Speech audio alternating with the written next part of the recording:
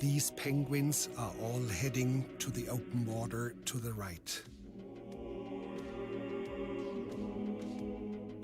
But one of them caught our eye, the one in the center.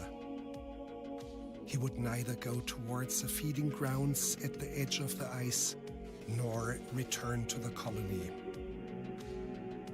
Shortly afterwards, we saw him heading straight towards the mountains, some 70 kilometers away.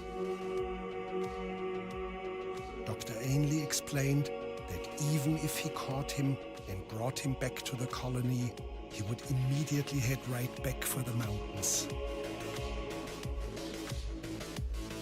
But why?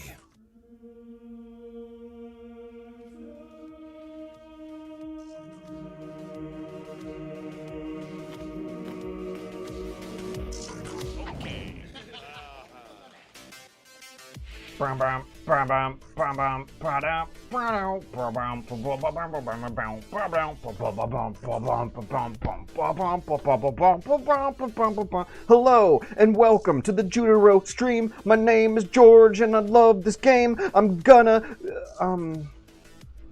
not go to school to learn how to fly a plane. I am working on the next video essay that will, admittedly, fair warning, not exactly be as, let's say, grand in scale and scope and ambition as how Napoleon accidentally invented strategy games over 4,000 years of military history, becoming political history, becoming art history, becoming gamer history, but it will be about Judero. And I don't know if you've noticed, but I'm in a pretty nice mood right now. Even though I still desperately need money about as much as always, something really weird has happened with regards to the condo tower legal issues that is so funny and honestly given us an amazing opportunity to really...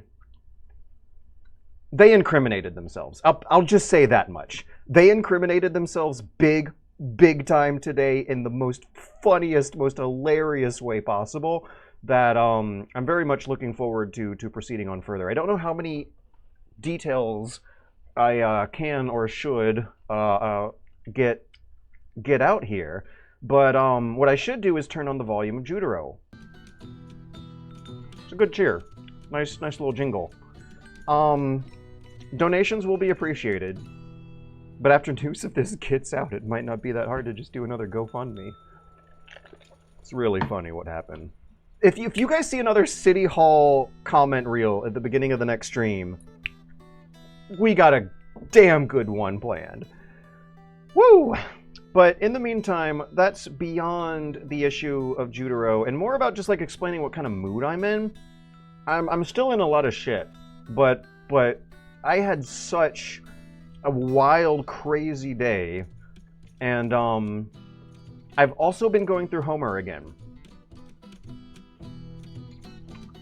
I have been reading the Lattimore translation. I'm almost done with the Telemachus at the beginning of the Odyssey, but a friend of mine is getting back into Homer, and I thought it would be a good opportunity to touch up the George cut of the Epic the Musical animated Odyssey adaptation, while also reading along through the Lattimore translation with him to some extent, though I'm so busy and my life is so incredibly crazy that there's no way I can actually keep up and make it through the whole Odyssey by the end of this weekend. But at the end of this weekend, we're watching Epic the Musical, the George cut, and it's fantastic. One of my favorite animators just made one of my favorite animations. I don't even know if I want to call them animatics anymore. They might as well. It's pretty much done. We actually have a 2.5 hour long animated musical adaptation of the Odyssey with some surprising twists and turns for long-term fans that also are very smart, intelligent twists and turns to crunch the whole thing down into 2.5 hours. But the fact that it's 2.5 hours is already more time than most Hollywood movies are willing to give this stuff. And it is better. I swear, I was watching The Prince of Egypt a few months ago while going through one of these Epic the Musical obsession phases, and it was blowing my mind how much better Epic the Musical is than the actual freaking $500 million peak DreamWorks animation production mythical Western origin story getting turned into a musical for the kids and adults and everyone, and a grand homage to thousands of years of oral tradition. Prince of Egypt. I swear, like, this thing is better than the Prince of Egypt. This thing is better than the Peak. For those who don't know what Epic the Musical is, type it into Google and you'll have fun. I don't need to say more than that. You will have fun. I wonder why people would be interested in the Odyssey suddenly. Nothing to do with Nolan's film at all. Nolan's film is still like 1.5 years away, though, right? My friend's trying to go through the Western canon. He went to the Odyssey after doing the Iliad, after doing some Egyptian texts, after doing Gilgamesh. No, it's not got to do with the Nolan movie. It's a friend of mine who wants to catch up on all the literature classes they've missed. Dun dun dun dun dun. But yeah, the Christopher Nolan Odyssey movie is probably not going to be as good as Epic the Musical, and The Prince of Egypt is not as good as Epic the Musical. What else do we got? It's slim pickings. Okay, so one thing that Epic the Musical does that I've never seen any other adaptation do is tap into the musical aspect of the oral performance, for sure, that goes without saying, but it comes with a lot of interesting emotive moods and tones, emotional beats and rhythms that make me feel like I'm actually not just reading Homer, but reading it out loud with my face in a poetic way. The atmosphere of the manic pagan festival sort of frame that you were supposed to include this thing, that you were supposed to be listening to this thing through, is coming through in this adaptation in a way better way than I've seen any other adaptations of any other mythology in general. Yeah, run Cinephile. Look it up. There's some really good compilations on YouTube. None of them will be as good as the George cut, though. But one thing that's also interesting about it is everyone's kind of encouraged to make their own version. There's really no official way to consume this thing. It's a series of concept albums that all tell the story together. And while I would recommend seeing an animated compilation of the story being told from beginning, middle, and end, with high-quality animation throughout, it's not required. The first time I listened through it, I was like doing carpet cleaning chores with headphones on with no animation.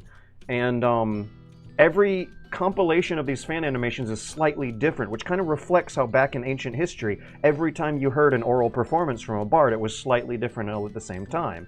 And it's good editing exercise, yes. But I'm in this mythology mood, and it's such a wonderful mood to be in. And it does have something also to do with me playing Judero, probably more so than the Nolan Odyssey coming up.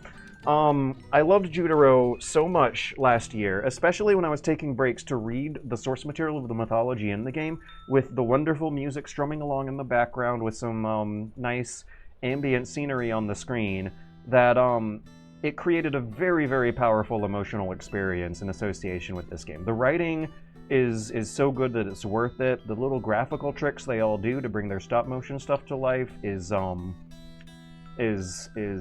high quality. It's how do you describe that aesthetic of Cruelty Squad and Hylix and also Judero, where it's very clear that the person who made it was a talented artist who either did good in art school or has been doing this for enough years to prove their experience in traditional art. It's like Picasso stuff. Because once you're at that level, you can then start embracing ugliness and make something beautiful out of that.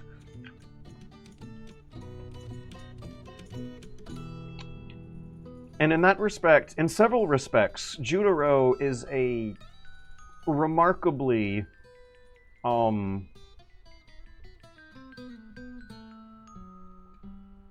skilled and authentic homage to 6,000 years of human artistic activities.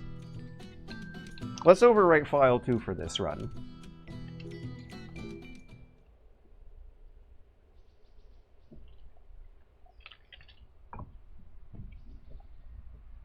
Here, many a foot or a weary mile we have walked, Judero. Beyond this shepherd's acre is the village of Brief, Hair, and Avain, where we might rest our head. I have no need for rest, Mab. Yes, it is true. Perhaps we might find companionship there. Hush, Mab. Hark. Yonder shepherd calls out.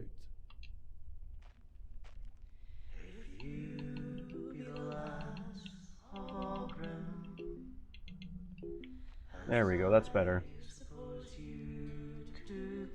So, right off the bat, Mab is speaking with very, very obviously pitch-shifted vocals with no pop filter into the mic. That's breaking a rule. It's endearing and wonderful here, though I love it. Another thing going on is vocals in the background of video game music. This is a typical game design rule that's being broken in full confidence and skill and artistry here. It makes you want to slow down and appreciate things, but it clashes with all the sound effects that you are going to be hammering out with your fingers at the same time.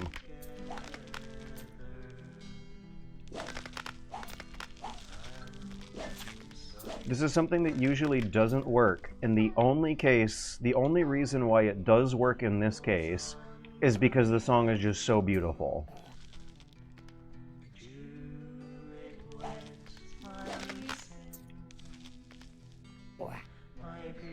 Judero, years have passed since your brawn graced these glens.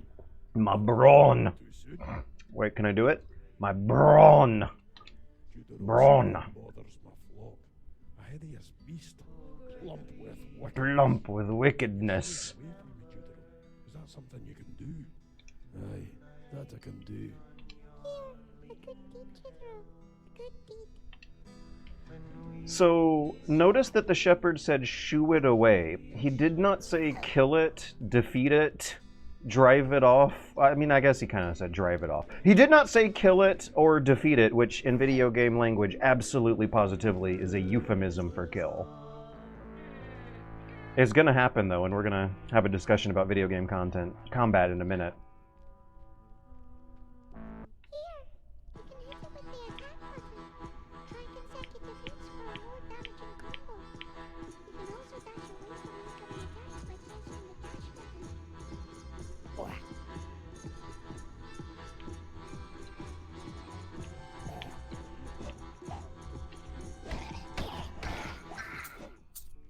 Yeah, it's fucking dead, but we shoot it away. Many thanks, Judero. As well you know, I am but a humble shepherd, and a cowardly one at that. That beast, that wicked beast will sully my dreams. I have naught to give but passage through my fields. Your thanks is taken to heart. So that guy's supposed to be a shepherd, but he doesn't exactly look the part. But it doesn't even matter, because this is such an archetypical, familiar situation. I don't know about you guys, but I never really questioned whether or not he was a shepherd. He was an action figure that is being imagined as being a shepherd, in much the same way that when you're a child playing with action figures, you will see discruent or nonsensical realities that you'll put back into your imagination. So, like, you might not know that your brain is doing it, but, looking at this guy and piecing together the shepherd part of the puzzle, it's making your brain do some childish kind of play. This game is going to cause me to redo my game analysis and review worksheets, because there's more dimensions of play and the psychological processing of game mechanics that my previous worksheets weren't addressing, that some readings and Judero are now going to get me going. But yeah, I don't think it would be inappropriate at all to use the verb play to describe even what your brain is doing subconsciously when it sees an action figure of a wrestler, but makes it play out like a shepherd. And those shadow effects are absolutely gorgeous in this game.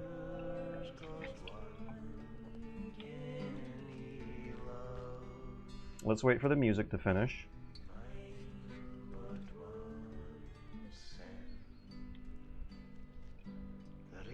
Game audio could be a little louder. No problemo.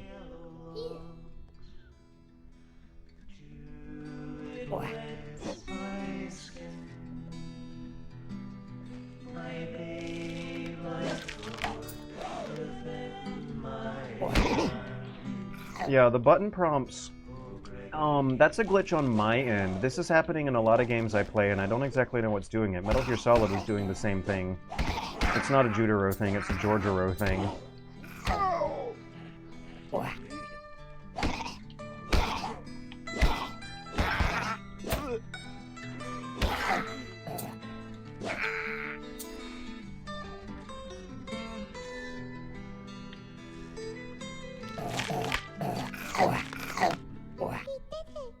We save the day. The apple is gone and the path is clear.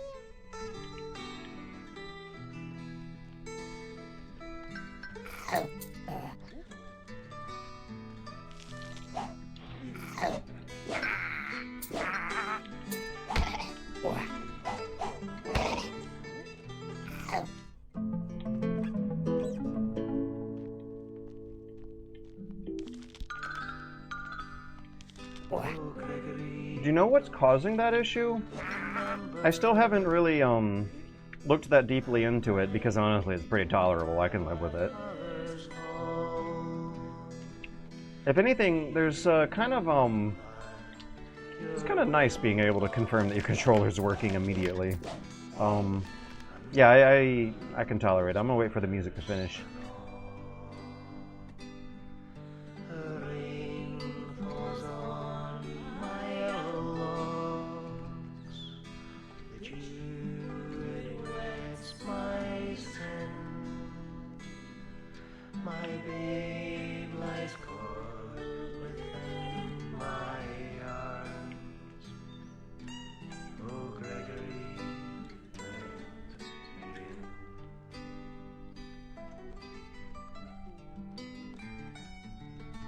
I don't think anyone who plays through this section is actually going to hear the song to completion. How long does it go?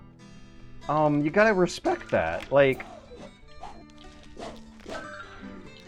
they put this effort into the song knowing that most players are going to clear the area before hearing the end of it. And there's still confidence in and being okay with that knowledge. So now we're going through the kind of instrumental solo section that would be normal video game background music, but I can already imagine how the beginning of Judero would be less affable, charming, if this is what you hear when you boot the game up and Mab's talking instead of the bit of dissonance between the vocals fighting over each other and the sound effects.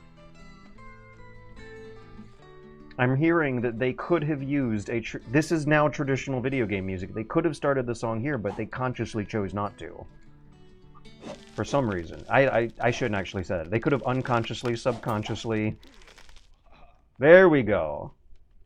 Yeah, that was a while. Let me look at the timestamp on the recording. We're 30 minutes in. Okay, I don't remember actually when I started playing, but that was at least 5.5. Oh, this one's good too.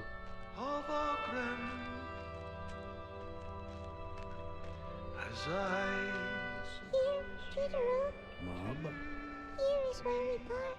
And so our paths entwined shall disentangle. And you of this day, Mab. Mab, I dreaded it. Don't say it, Judero. There's nothing to be gained from being shy of goodbyes. Ours was a bond most handsome. We ought not to dismiss that. Even though I leave, I will ever be in your service. How can I forget the horrors of that monkey skin curse? How can I forget that you found and freed me? And so, we part. Goodbye, Judero. Mab, goodbye. May your path lie in lines. May your path lie in lines. Later on, we do play as Mab for a bit, and Mab collects lines of coins like a video game character. They're not actually coins, they're hearts, but I said coins so that you could complete the image. Oh no, there's a butterfly right on our lens! Hee hee. Oh, look, there we are. They're back. If I were not to mention that I have conversed with the wind and the birds that fly within. What is their message?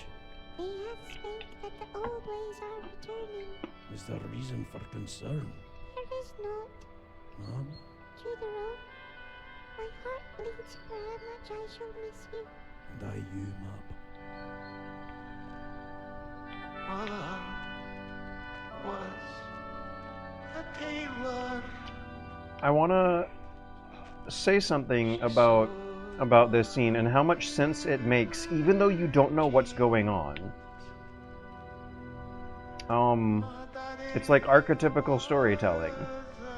We've all played Majora's Mask, right? Majora's Mask begins with the scene where the beloved sidekick fairy has to leave the hero for some reason. Or does it happen at the end of Ocarina? Yeah, it happens at the end of Ocarina.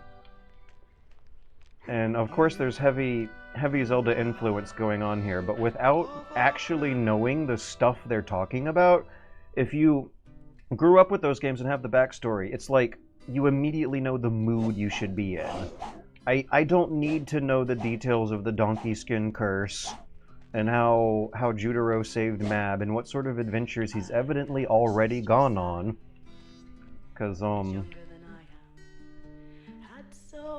I feel like I've played enough games like this to get the gist. So Judero's going right to the good stuff, right to the sappy, saccharine, melancholy ending of Ocarina is the beginning of Judero here.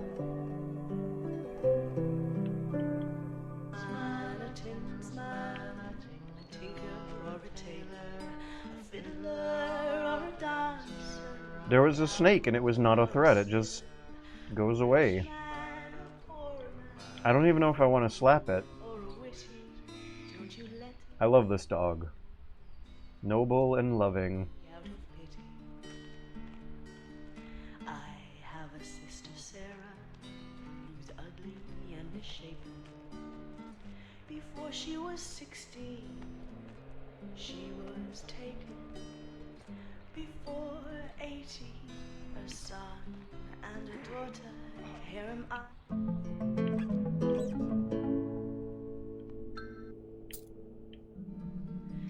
Oh, it's Midsummer Night's Dream. I never did go through that one.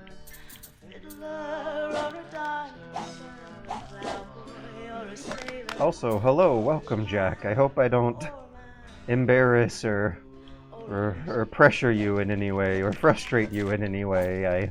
I hope I don't say the wrong thing or something. My admission of ignorance of the Midsummer Night's Dream is I don't know if even I should be feeling the nervous sweat going down my cheek.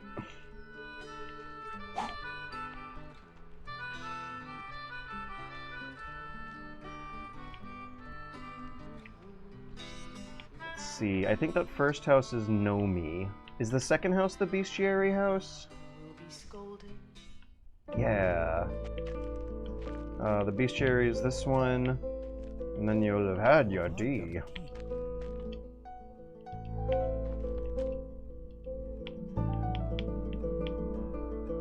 I thought I just dropped into... Unfortunately, this time though, I won't be pausing the run to read Celtic Wonder Tales in between levels, which was truly just such a wonderful, magical, incredibly emotionally powerful way to go through an evening. I will never forget it.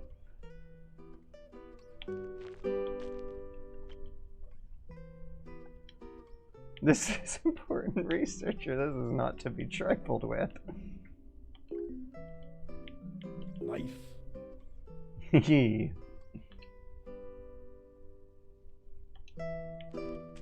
Oh, don't let me keep you up.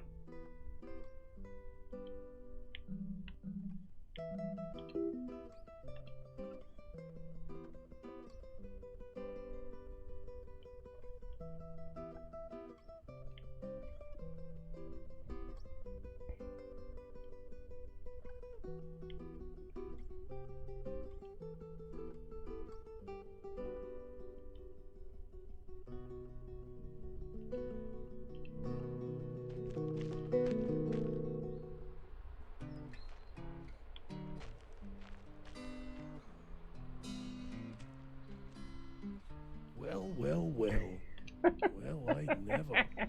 Oh well. Oh well. Oh well. You have a sister, Sally. Our baby has been taken, and I'm certain it was the beast Evelyn that took her. So this is what quest lines are like in Judero. Your baby. It was left orphaned at our door one fateful evening. The sister and I took him in. The sister says he even has a passing resemblance to me. A quaint coincidence. But why did he bring it up? That Evelyn was always scurrying around him. I do believe she intended to devour him. I'm glad she's been shunned out of the village. If she is the devil's child, let her live then from the devil. I think I lost it. Judero, if he still lives. I'm too American to roll my R's consistently on rather fond of the tyke. whenever I want. You've grown rather fond of the tyke, you say? Judero, if he still lives, save the baby from Evelyn's ravenous maw. She was taken. So the other one story going on is going to be about the brothers. A witch twists this plan. The youngest of three wicked. Oh god, and she looks terrifying. Sisters. Her tendrils spiral and stretch around this village. Are vulnerable around danger. Even I do not feel myself anymore. Am I going to allow it, Judero? So there's a like could this be described as the problems that the people in the Judero towns are facing seem like they could somewhat be described as everyone just hasn't gone through a good adventure in a while. A lot of people are going crazy and turning into boss monsters, and the people who aren't turning into boss monsters think they might be going kind of crazy while thinking about it. And to be fair, everyone's kind of weird and crazy in this game. And the like antagonistic malevolent force that's causing this is a metaphor for a versatile description of overcoming some kind of challenge that makes you feel good at the end, which is a really literal way of describing playing and completing a good, satisfying video game adventure, right? Judero, here by this water I saw a vision. The water stilled and became as glass. The salmon, swimming in from the sea, were clear to my eye. Then manifested a depth peculiar, a depth revealing a land beneath the brackish, a land of silver sands, golden rocks, and maze-like blue pathways. Then approached a boat, rowed from the underplace by a lovely vision of womanhood. She told me of the Fomori, a cruel, misshapen race of sea gods. Oh, they're really building them up, right? They're cruel, capital G gods. And that she was pursued by the Dark Lord, Tigirnaduf. Tigirnaduf. I gotta figure out how to pronounce that better before I do this video. Her name was Mjörgen, born of the sea. Should you ever cross paths with a bonny lass by that name, Judero, dinna let her be wed to that foul Tigirnaduf. Her heart belongs. Maybe I shouldn't try to pronounce that any more accurately before the video.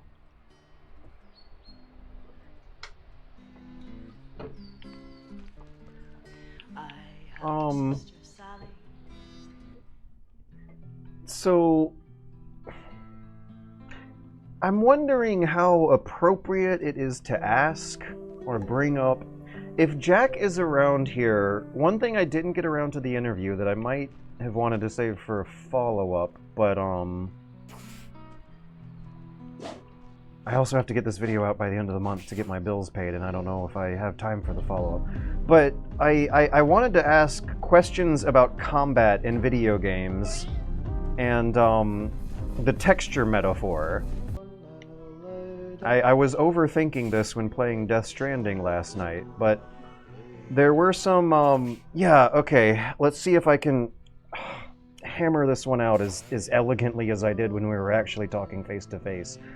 There were some other interviews I've read with Jack where they said that, including a more robust and complete and typical traditional video game combat system for Judero compared to the other Jack King Spooner games gives it a sense of pacing and texture that it seems like humans in general just, in majority numbers, find more entertaining. And I don't think I am immune to that concept either. As much as I like overthinking about it and questioning it and criticizing it, it's absolutely a real thing that the vast overwhelming majority of time I've spent playing games are spent bashing and killing and clearing the game board, the proverbial game board that we're looking at here, of something that is depicted as a living creature kind of minding its own business. So, and the previous Jack King Spooner games were, they didn't have the combat system, but in the interviews, the word texture was used. And, I'm just wondering, in the grand scheme of humanity, how, what other ways there could be of texturing a game board in a way that might hopefully be universally entertaining for humans in large numbers by the millions. And when I was playing Death Stranding last night, I realized I was thinking about that texture metaphor. The word texture was used, and that's such a... It really made me talk about Death Stranding easier. That game, is,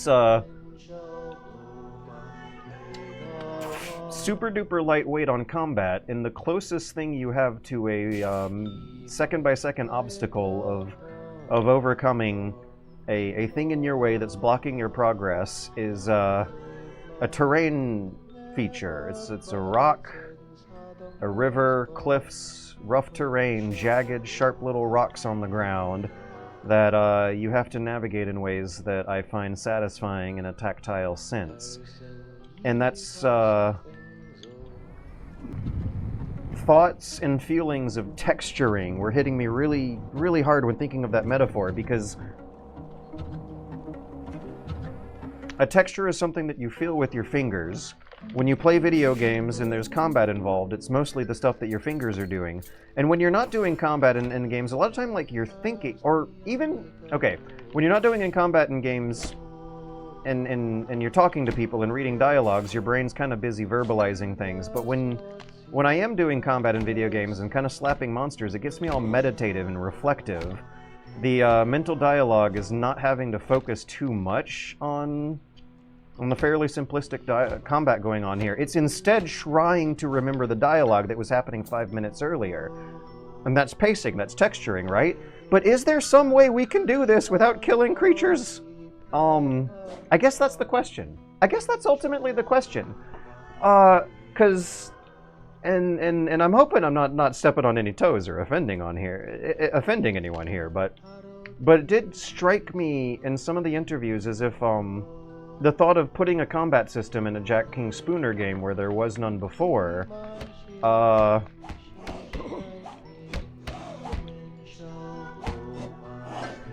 seemed almost like a compromise, like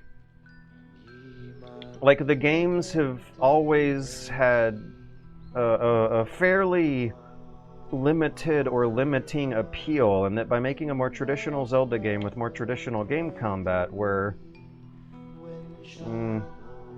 kind of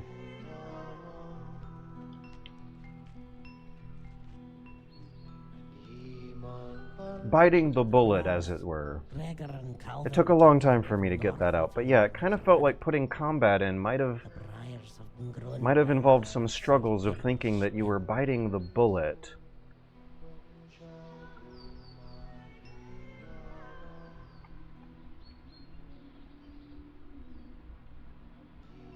This is my version of selling out. I love it. I love it. It strikes so many of the massive audience as a weird indie game, but it is the most normal and traditional of the Jack King Spooner games. Now that I've gone through the backlog after going through Judero.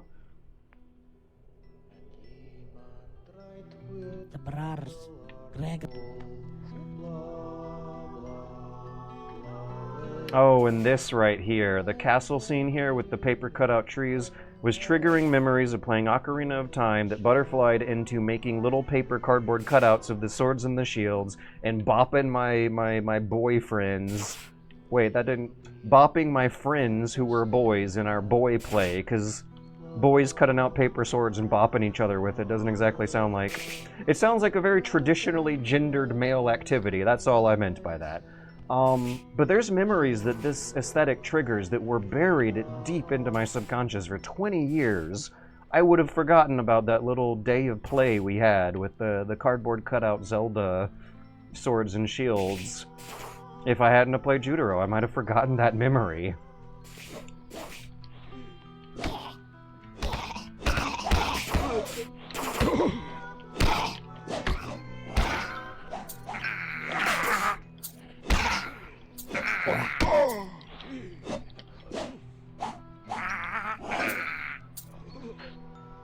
It's almost hard not to feel bad for them. I stabbed that guy in the back. Oh, the diaries are fun. Oh, I should bump it up to hard mode now that I've played through this game so many times. Uh-oh. Are we okay? Let's try alt-tabbing. Wow, my webcam is so very orange. Oh my gosh, is OBS just straight up crashing on me? Oh no, it's not. That's... Oh, there we go. We're here. So yeah, I'm going to run to the bathroom, but I guess out of all the word salad I just vomited out, the question is, how much of a struggle was it to, it didn't, just long loading screen. How much of a struggle was it to bite that bullet and include combat in Judero after, doing games that seemed to try to consciously reject combat? Was it a struggle or was it comfortable? Was there nearly as much thought put into it as as I might be over visualizing here? I'm gonna run to the bathroom. I'll be right back. I got my overactive bladder problems.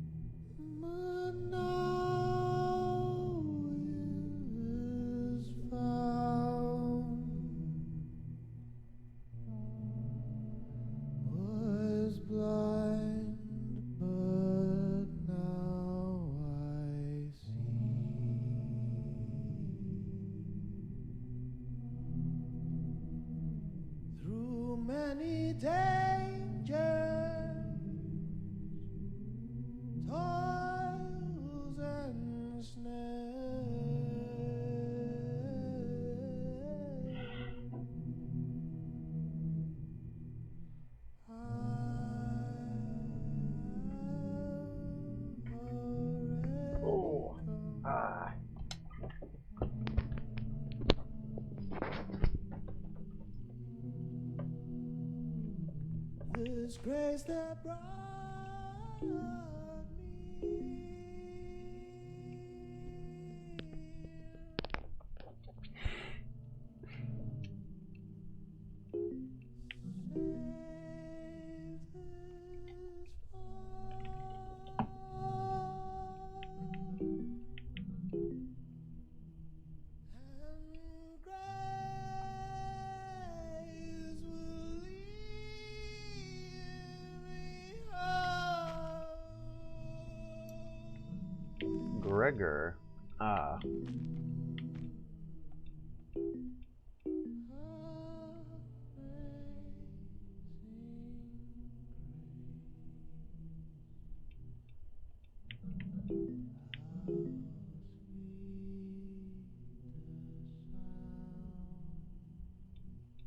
15 months!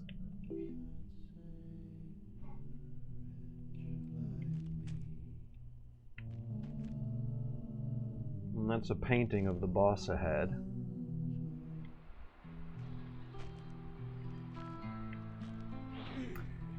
So, the question about whether or not it was difficult to make Judero a more combat-driven game also intersects with the vibes I was getting from the Celtic Wonder Tales and Judero itself, where in the beginning of the game the shepherd says that you're shooing away the monster, you're not killing it. And as far as the game logic's concerned, though, it disappears from the map. It's gone forever until you reload the instance or replay the game or something like that. But you slap it a bunch and it disappears. It's common video game parlance, you're killing an enemy. But the Celtic Wonder Tales lean really positive and wholesome and lightweight. Stakes are light. Permanent death doesn't happen very often. And when you beat bosses who can talk to you in this game, it is very, very clear that you're not really killing them. You're just kind of making them feel sorry and issue an apology. But the common enemies more or less function as traditional video game mooks who die by the hundreds with no great thoughts of regret or shame from the player for doing it. Okay. We needed more normative gameplay to reach more people. It was a new tool to help promote the feeling and impact of the work, like you said, by pacing and challenging, although it's not a difficult game. I am interested to see how, Oh, there isn't even a hard mode! Oh my gosh! I feel like this is also, like, Judero is surprisingly a softie. The Celtic mythology is surprisingly full of softies. The heroes and the gods are, by the metric I've gotten myself used to with the Greek stuff, a lot of people in this universe are softies. And,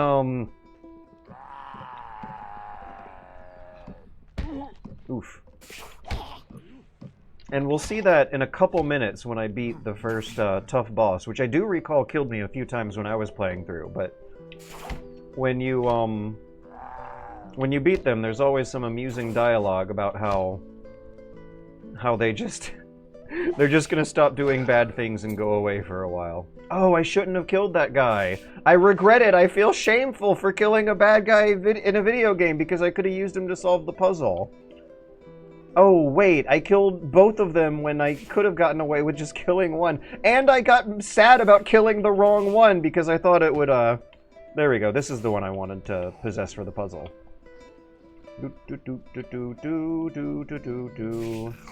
Okay, so the ones with the mask are the spitting ones.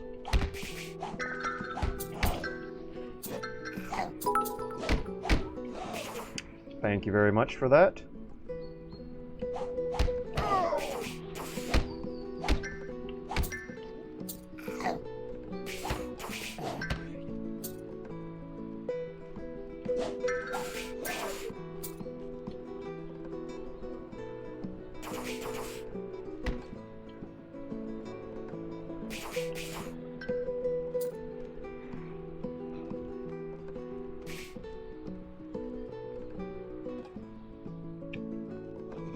Hey! These are the brothers. This is their lair, and you can tell because they built little statues of their faces before you go in. I love that I was thinking of them building that, not the game developer. Right? I don't often do that. As a grown-ass 30-whatever-year-old adult that I've become, more often when I see placement in video games, I think the game developer's putting it there, not the actual characters in the game. And that's so funny because the characters in this game are so weirdly non-human and unrelatable, but not really when you learn more about them. They just look weird and non-human, but believe it or not, the logic going on behind this boss fight is something we can all relate to.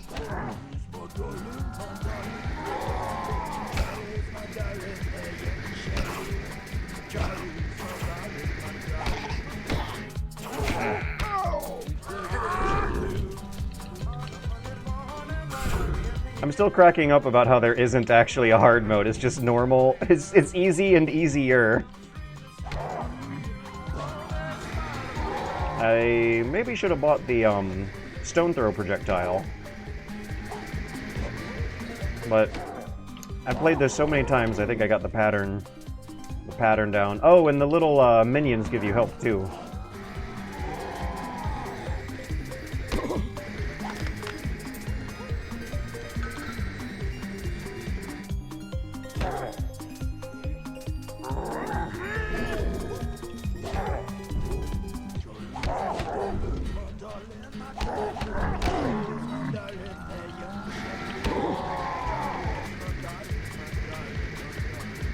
Oh, I should just stay outside of the square when he does this thing.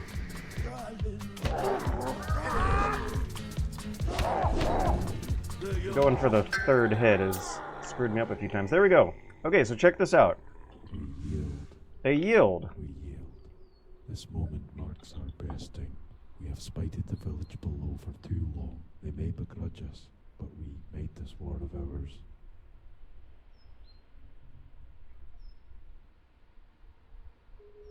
As we submit to you, we shall in turn submit to our better selves. Submit to our better selves. Day. If only you could see the glen as we see it, then you might understand that frustration was our want, and from it an evil born. Frustration was our wont, and from it an evil born. Look at the glen as we do. Let's take a look at that bestiary page and see if I can understand something I might not have before, because I'm pretty sure I got the basics of their story down. But not all 100%. And it's a good one. There's satisfying backstories behind the bosses. There's something kind of really satisfying. It gives me dopamine when I hear them say, we submit to our better selves. Like somehow by beating the shit out of them in a boss fight, I'm actually helping people?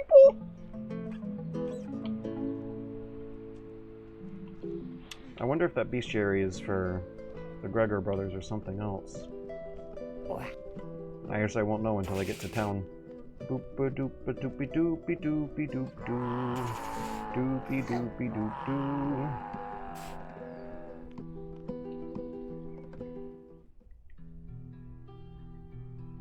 Hey George, I'm popping in from Hot Sulphur Springs, Colorado on my coast-to-coast bicycle trip. I wanted to thank you as you were a big inspiration for me doing this. Glad I did this too. This game looks super interesting. Hey, DevRox, this is such a funny coincidence. I'm currently replaying through Death Stranding for video purposes, but I'm quite enjoying it. And I can't help but notice that around the time you get to the Rocky Mountain, Colorado part of Death Stranding, there's some hot springs that may be based off of where you are right now. Yesterday, I was playing a surrealistic Kojima simulated version of where you are right now across all this time and space. We remember the story of our birth, a magical fish, which a man has returned to the water twice. When caught the third time, tells the man to cut him up and give parts to his wife, his dog, his mare, and cat. Each of these then bore twins. We remember this when a magic when caught the third time tells the man to cut him up and give parts to his wife. Each of these then bore twins.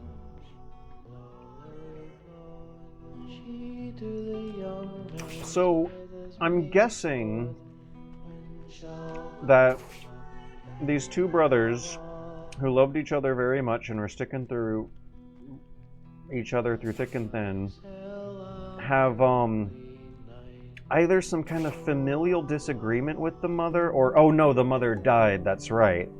And so they get into magic and graft themselves together and become a weird boss monster. But it's very much an outpouring of the frustration from dealing with their mother's death. There's something relatable there. I wanted to go to the bestiary and look over that page again. I don't know entirely if I got that right, but honestly the ambiguities are fine, because a lot of times in fiction the stuff happening in your imagination is going to be cooler than the thing happening on the page or on the screen, and the good stuff is what stimulates that tension between the two. Oh, there they were. Okay.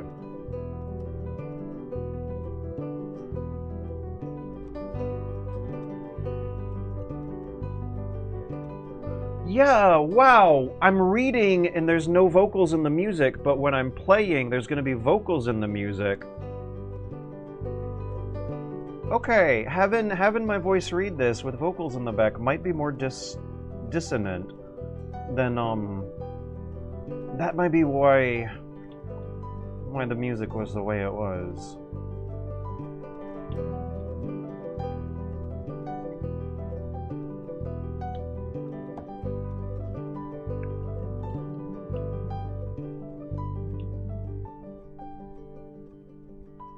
They didn't graft themselves together. There's like tubes, kind of spinny, like a rope or something.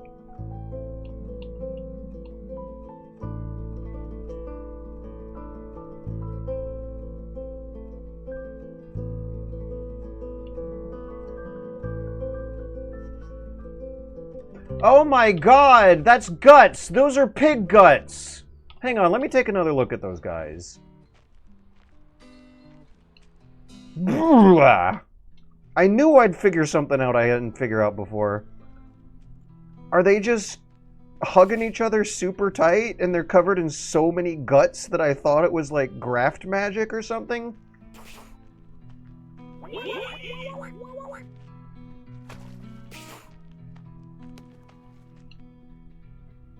Okay, no, because I see 2 arms, 2 legs, and then there is a bunch of tubes and ropes connecting them at the chest. So I was always assuming some kind of occult blood magic ritual with pig victims, but I didn't know I might be looking at the pig guts right now. Oh, they're conjoined. Hang on a second. That this whole time. Of course it's not as complicated as I thought it was. I'm gonna go back and listen to the villager who says the line about how their strengths filled in for each other's weaknesses.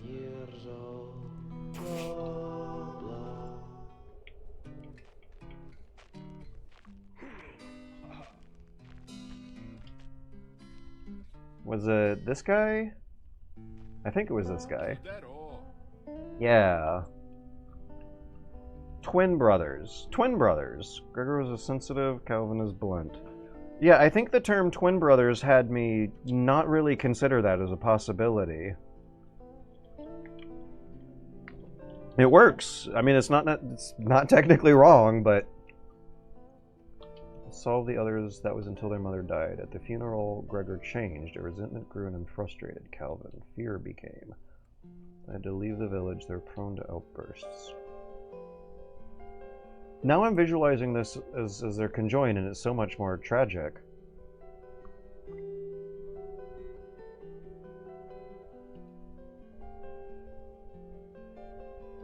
Judero.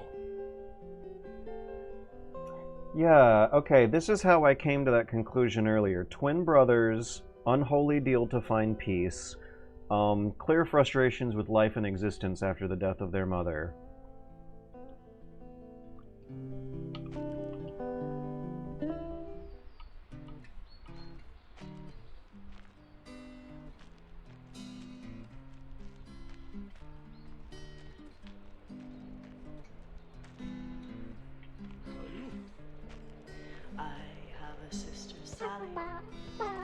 I heard a birdie singing in my chamber as I lay, the casement open swinging as morning woke the day, and the boughs around were twining, the bright sun through them shining. I had Let me take a look at that again. I'm going to reread these pages and re-listen to the dialogue and reinterpret.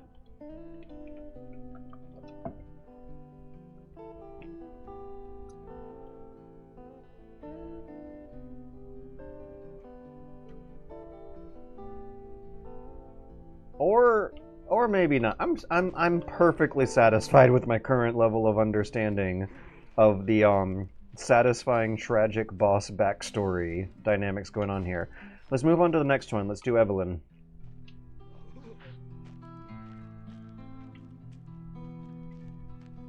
Depictions of herders feel biblical. Oh, it's a common thing in and To all the sorts south of lies the darkest part ancient of the forest. mythology stuff. The way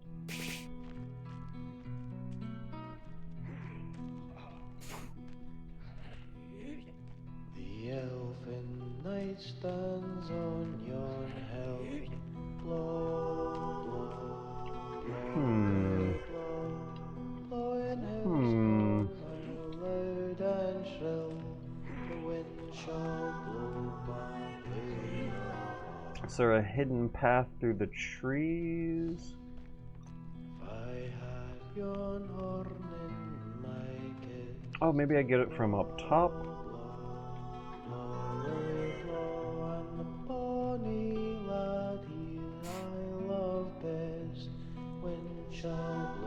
Ah, here we go. Haha!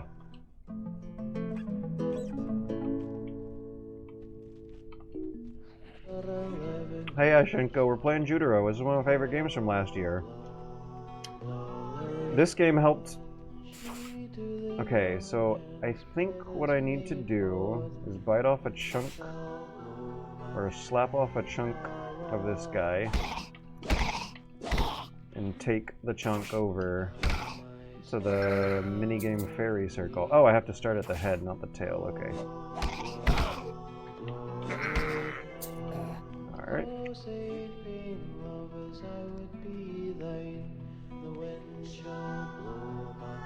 Oh, I don't even notice that, Rod.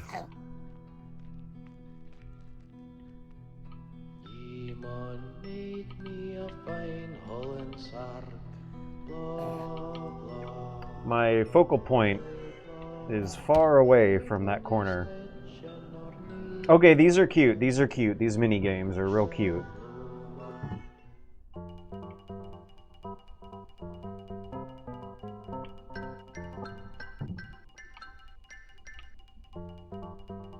A lot of memories of Sega Genesis Sonic the Hedgehog classics here. Oh good, I can eat the apples in this ethereal minigame dream world.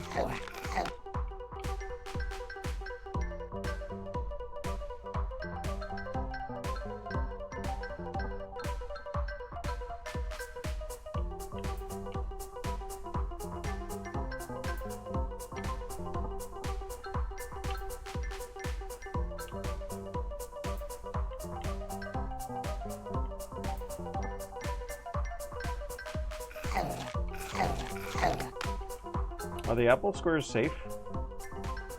Do I get any points for eating apples? I don't think so. So this is like a parody of traditional classic retro game design. The points don't matter. When you finish, the screen's gonna fill up with inventory items you don't really get. Semenology. I learned the spell of semenology.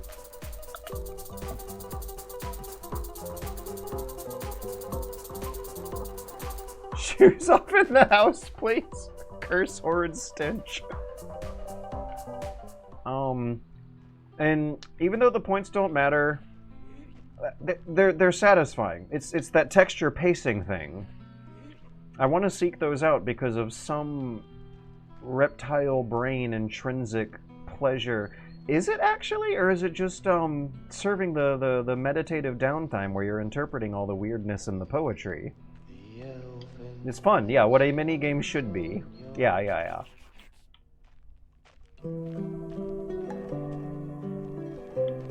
Also, I really feel naked without the stone throw that you buy from the store.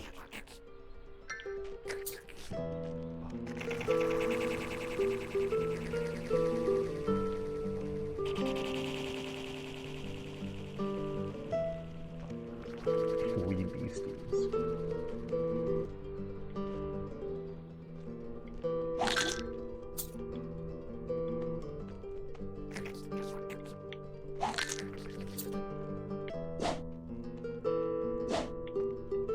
Oh, right, I have to possess... There we go.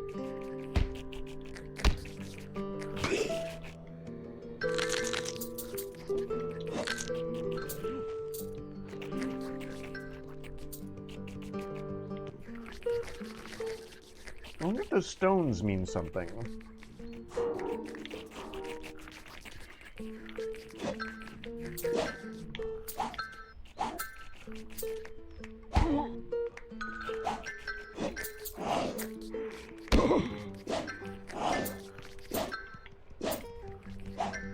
Okay, here we have more traditionally instrumental video game music in a more complicated area. The areas with vocals don't have combat, but they do have NPCs talking to you. So the music is light on the vocals here so that I can concentrate on combat better. It's light on the vocals in the bestiary room so I can focus on the reading.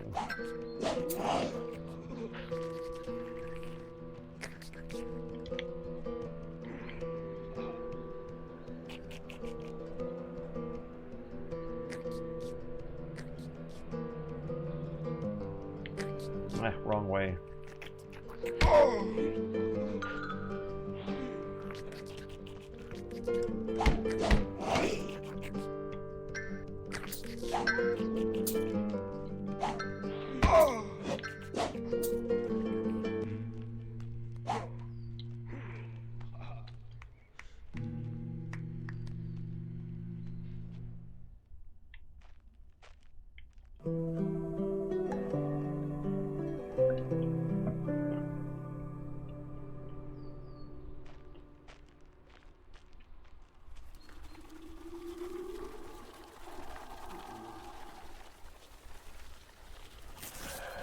That looks so good!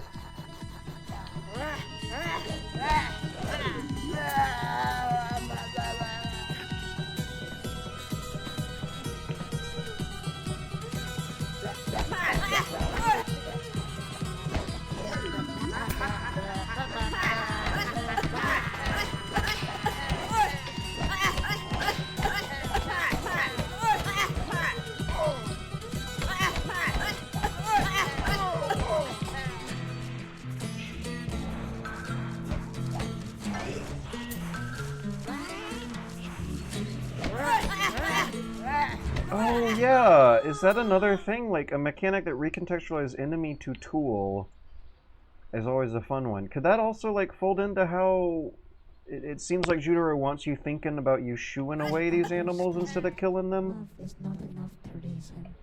And how these boss battles end with the revelation that the bosses are really just big softies all along? When he is old enough, tell him his true name, Saul Crawford, son of the idiot Elvin Balktart.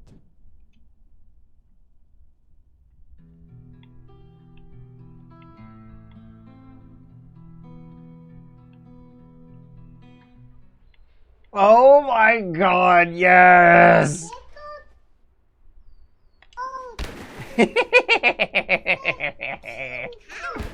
Okay, now when it comes to just straight up classic human entertainment that gives you a sense of satisfying texture that your fingers feel like a texture, this is it! This is, yeah, video game!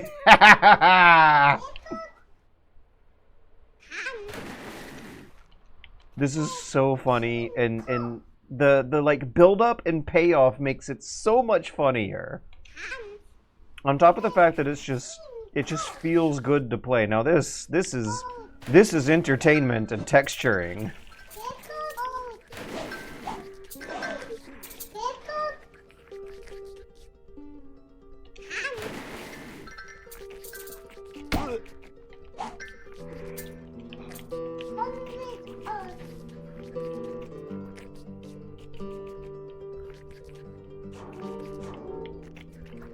I wonder how I'm gonna keep this switch pressed downwards while I have to move off of it. That's how! It is a shame that, like, comedy puzzles like that can only be beaten for the first time once.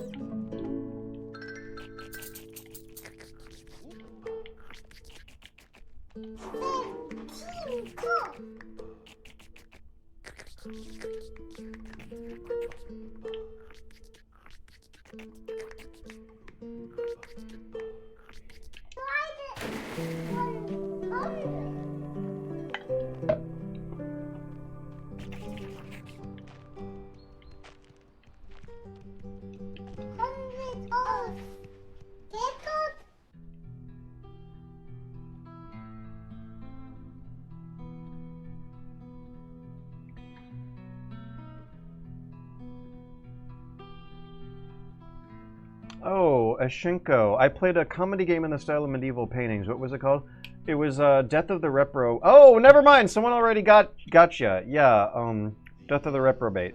When night stands on yon hill, blow, blow, blow, away, blow. And it was some of the hardest laughing I did since the pandemic.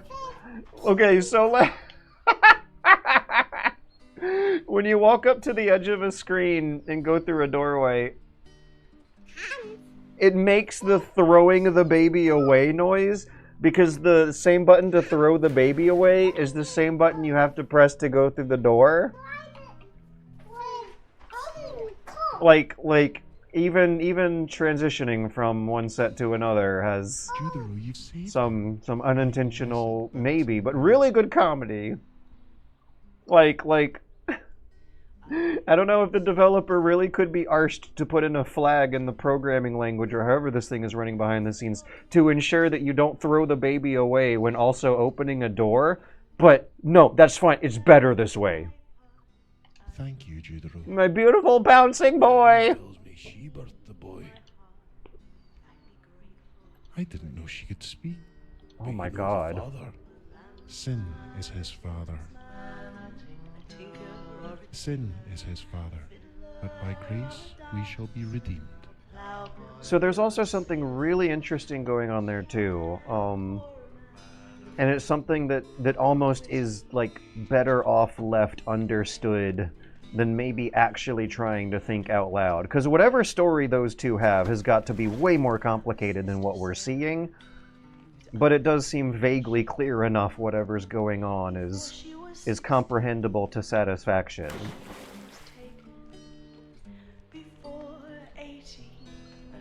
Sin is his father. So they had some kind of unplanned pregnancy, and the father is more willing to take care of it than the mother, but maybe that's because the mother is not entirely right? But then again, neither is the father, but the father is, at least, looks like he's ready to get his shit together and take care of a child. Oh my God, I love this. Like, and this is a cute song about growing up and becoming distant from the people you grew up with, even though you're connected the same. So yeah, the issues being explored are relatable and human, but they're buried through enough layers of metaphor or subtext, and yeah, some metaphor every now and then, to make figuring it out part of the satisfying fun. So if the game didn't have combat and you were just walking around and talking to people, maybe there'd be less time where you're expected to meditate on figuring out some of these stories. I did notice that the revelation that I might be looking at the offal, the guts that the brothers Gregory are dressing themselves in with my very eyeballs, I think that did come to me when I was bashing around a monster. The fingers were busy, but the mind was thinking, like Tetris. I think that did come to me while I was bashing beasties.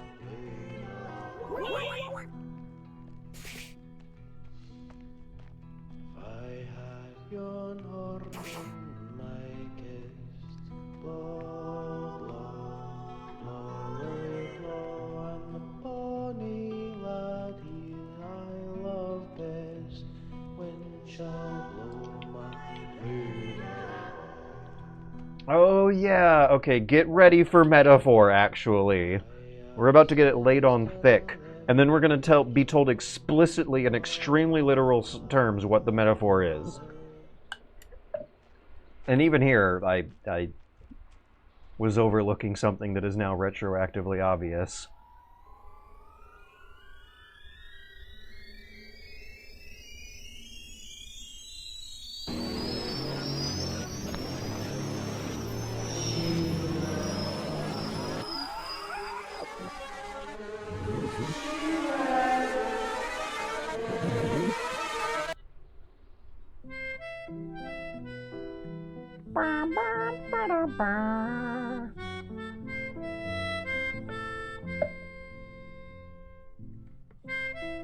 Judero, dearest.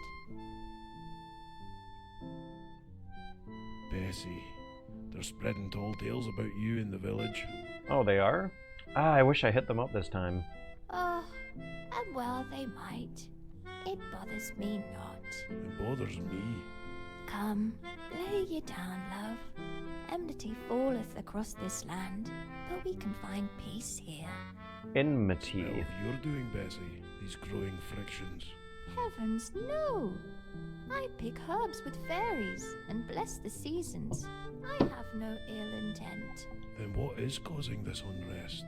You will find what you are looking for at the top of the glass mountain. What is the glass mountain? There are 7 planes of heaven, just as there are 9 circles of hell. The first is paradise, the second a green castle, the third is a glass mountain. The glass mountain might represent the surmountable, near impossible challenge. Oh, it's a metaphor. Is the place where we can talk to the sky. Such untamed land seems an expression of nature. It's a surmountable, near impossible challenge. Where is the glass mountain?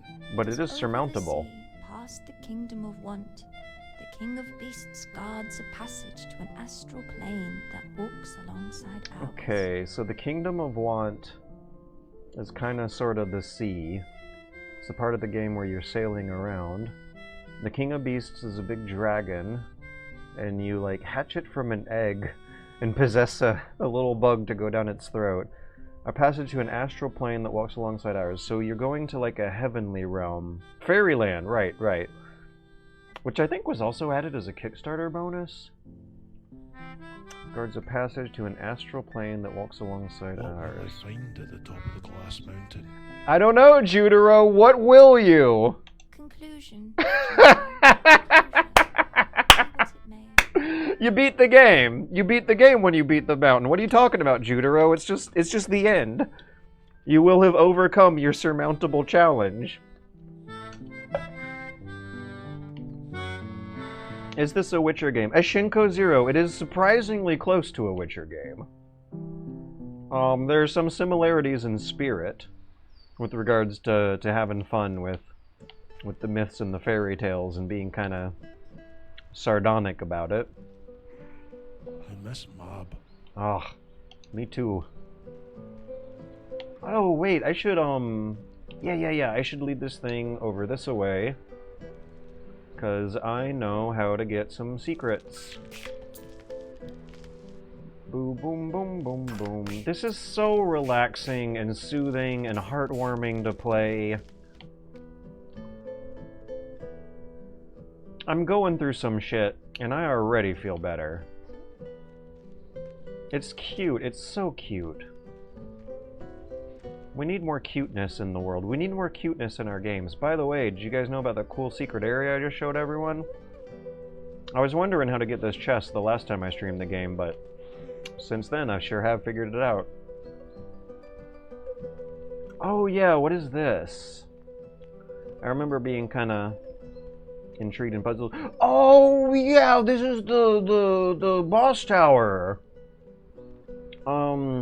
The hardest the hardest part in all Judero is locked away behind so many extra layers of distant terrain that you probably won't find it until your second time through when you have the experience that can tackle that tower. For souls of children, but was whittled thin by loving parents. Yet still a thread of that prehistoric evil remained. In December of 1629, curious criminal records indicate that a witch by the name of Ethel Whitmuir was ordered to be burned in her garden in Drygate, Glasgow. She was accused of making pacts with Mephistopheles. They searched Hey. for marks that might indicate guilt, but it wasn't until they looked in her mouth that Is this- undeniable proof of her mouth was home to 39 teeth. 7 more than most adults. Due to this abnormality, she had extraordinary biting power that allowed her to bite her way through the wooden bars. More cage and escape. I don't know if they're talking about Bessie Dunlop, but Jack did tell me in the interview that I embarrassingly forgot. It's But I embarrassingly neglected to Google Bessie Dunlop's name and find out that she was a real witch. It was the 1500s, though, wasn't it?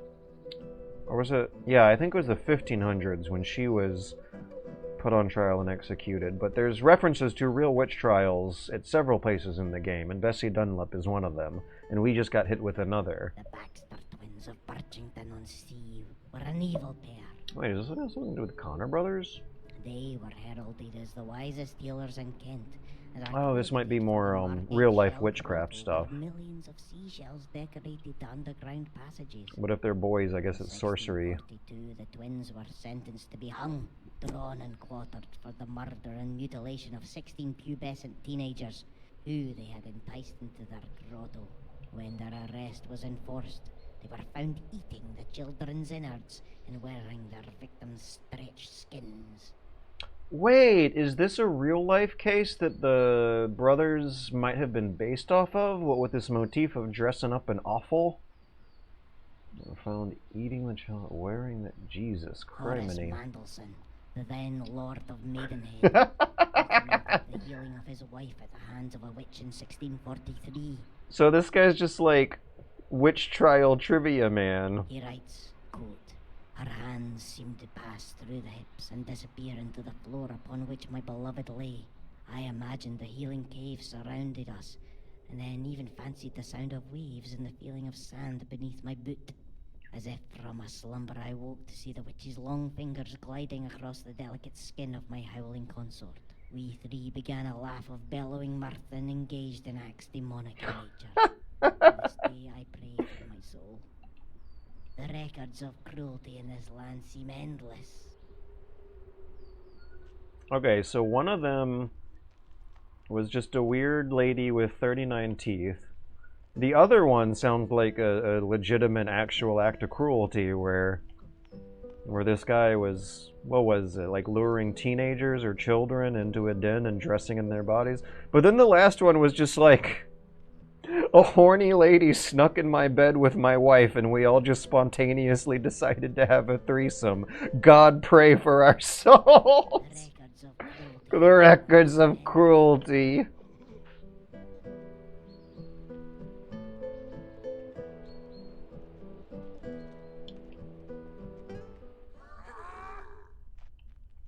Okay, so let's see how interesting this area might be to stream. I remember feeling weirdly compelled to get to the top. And, but it's probably easily the most combat-centric area. I'm not gonna say combat-heavy, because you're fighting one enemy at a time, but they do require you to understand some... basics to the basic spacing and timing of the combat system. I don't know how it happened, it must have been a witch. So, I might as well restart. If you take too many hits in the early fights, you will not be able to survive. Or probably will not be able to survive the later ones. So let's see how cautious and conservative I can be at the beginning. This is why I wish I went to the stone throwing shop.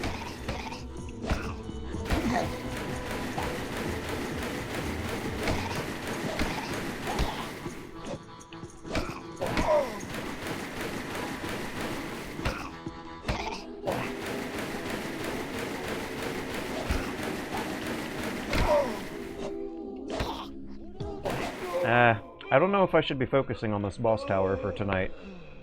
I got to the top of here last time. I know what's up there. It's a bestiary page. And, remastering the combat, so to speak, may take too long to really be interesting viewing, worth the payoff.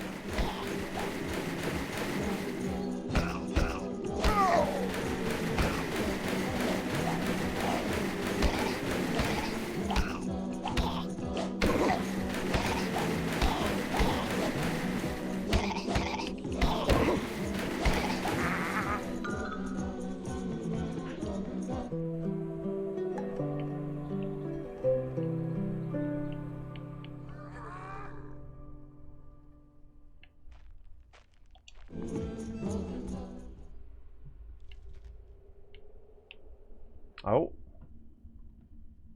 Are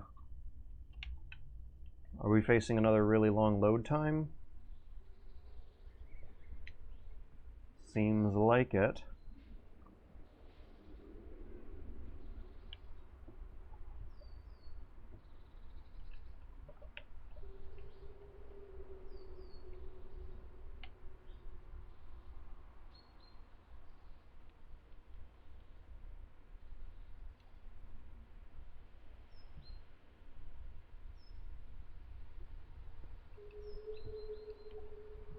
Oh no, I'm getting the Windows cursor. Last time it just had to think about it, but it ultimately was able to squeeze the level out. Let's give it a few more. Let's give it 60 seconds.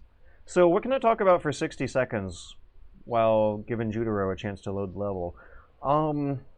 Judero's level loading process is a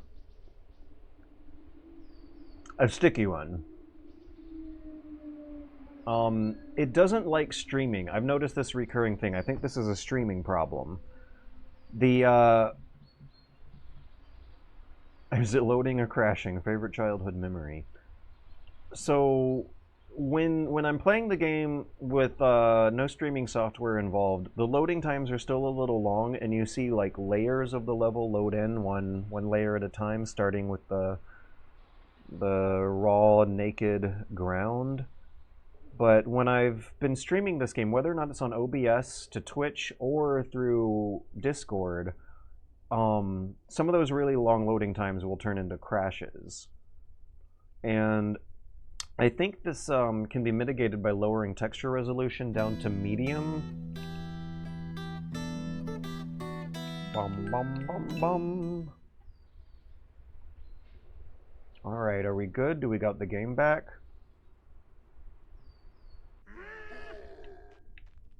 We didn't really lose any progress. There we go. Good, good, good.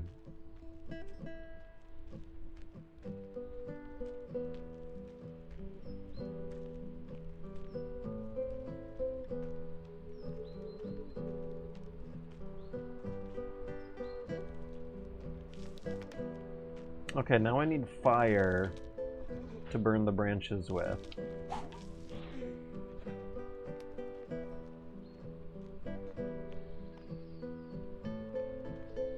Sorry. No, I'm sorry. I have way, okay, at least the NVIDIA app isn't running. I have way too much bullshit running on my computer for this to be representative of Judero in its natural habitat.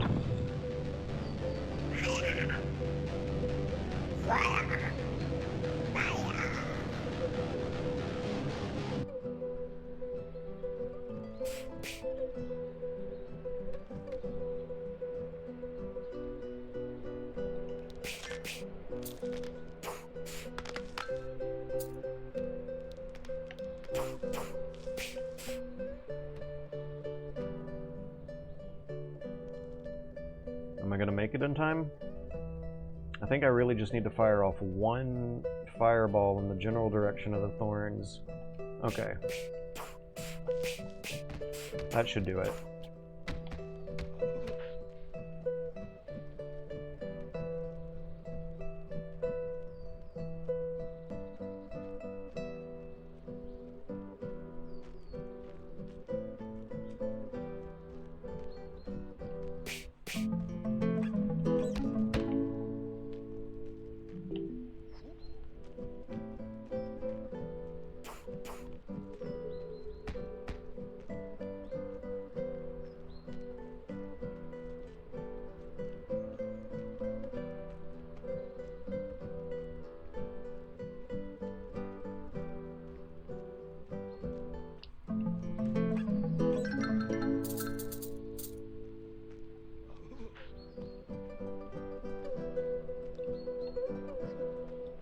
I need magic power so I can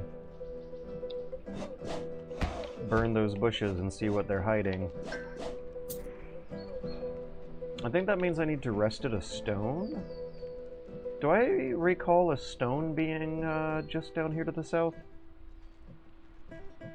The physicality of it all. Yeah. Like, it doesn't just look really good, but it triggers memories of playing with toys and paper as a kid that are very precious, wholesome, wonderful memories that I love remembering.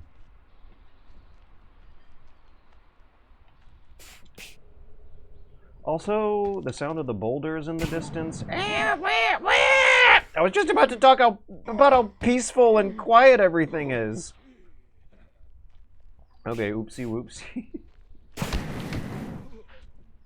There we go, finally a standing stone, thank you.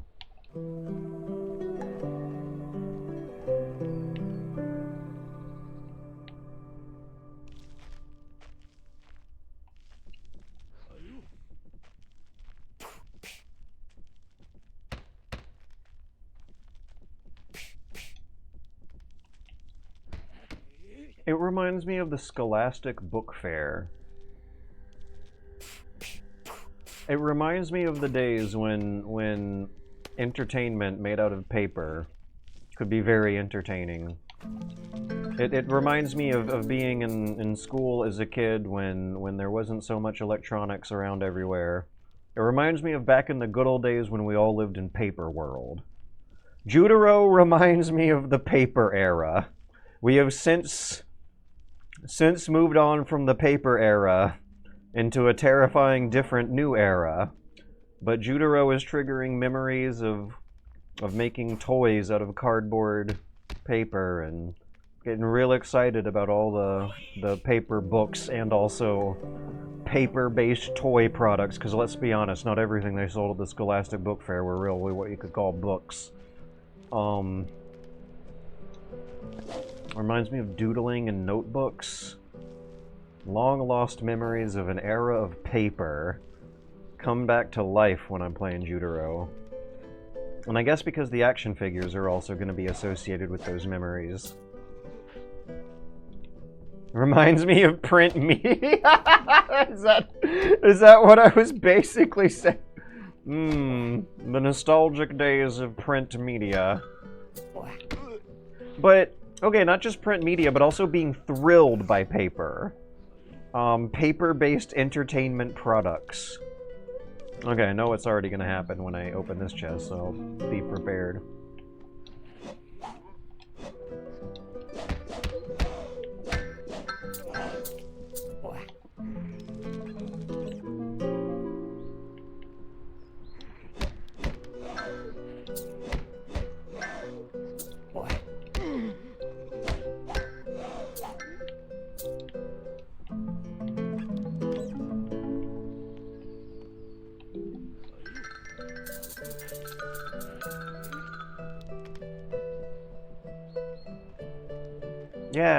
Yeah, that's the paper era. Was the era in which magazines were a very important source of information and identity and time. You would spend your time reading magazines, pass the time. I'm looking for a fire sprite. I'm looking for a fire sprite to burn down some bushes to get to a chest with some money I don't need, because it's just fun. Okay, this guy's fun. Judero, we're getting it from both sides. Our attention is being divided. From the east, the Fomori, led by their vile dark lord, Echerna Doof, they are weak and pathetic, but relentless, guided by his wicked song. Vile dark lord Tigierna Doof. Okay, so I guess that's the Fomerian king that you fight at the beach that we're seeing in Center Frame, 12 o'clock. Guided by his wicked song. And the wicked song he's talking... Right. Look at this. The way they set this up, the payoff, the build-up and the payoff is so cute and wholesome. The Fomori are led by their Let's say it in a different voice. From the east, the Fomori led by their vile dark lord, Tigierna Duk. They are weak and pathetic, but relentless, guided by his wicked song. You would visualize a goopy, gross, scary Dark Souls guy, but when we get to him, he's going to be an adorable little goober. His wicked song is going to be a funny comedy song with silly To the cartoon west, instruments. The giant Galligantus, servant of Thomas Musgrave, is gathering English. And of course, it's going to be easy peasy lemon squeezy and not that tough of a fight. Who spreads fire. Okay, so Giant Galligantus. I remember him being a big softie. Saining She, on the other hand, I think I remember the villainy of that one being played fairly straight. It'll be interesting to rewatch it again. But every now and then, the last Celtic wonder tale on the list was a gritty, bloody Greek-style tragedy. Every now and then, the Celtic mythology gets dark. And come to think of it, Judero does, especially when you're on like the Halloween aisle and there's this tragic story about dead kids that you learn, but it presents... It's almost a reversal on the Halloween aisle. The Halloween aisle begins with evil pumpkins, like, spitting goop at you, and there's some fun skeleton dance childhood haunted house music playing, but it ends with a tragedy and a tearjerker that's darker than anything in the rest of the game. So what we have here is a very skillful demonstration of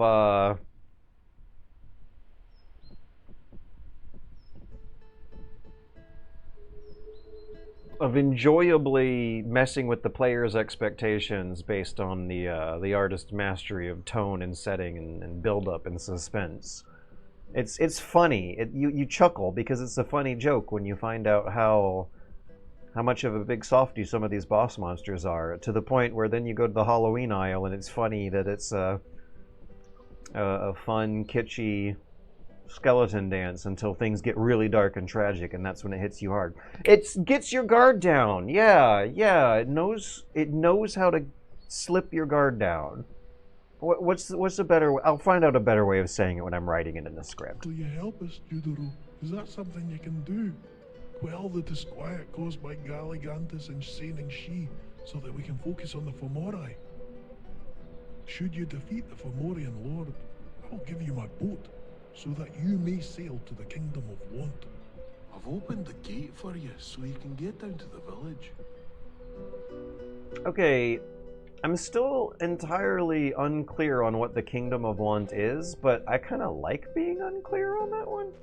When you sail around a boat, I think in like some maybe save file description, there's some kind of descriptive textual explanation of where you are that I remember describing that archipelago. Yeah, the archipelago of islands that you sail around being the Kingdom of Want. But he's saying that you're sailing to the Kingdom of Want? So maybe the Kingdom of Want is just the biggest, scariest isle of them all. Is it the Ghoul Island? Because the ghouls definitely seemed like they were perpetually unsatisfied and yearning for something. And you find out that it has something to do with deaths. That they're dead and reborn and just don't like being either. Where's Rumpelstiltskin? He's fun. There he is.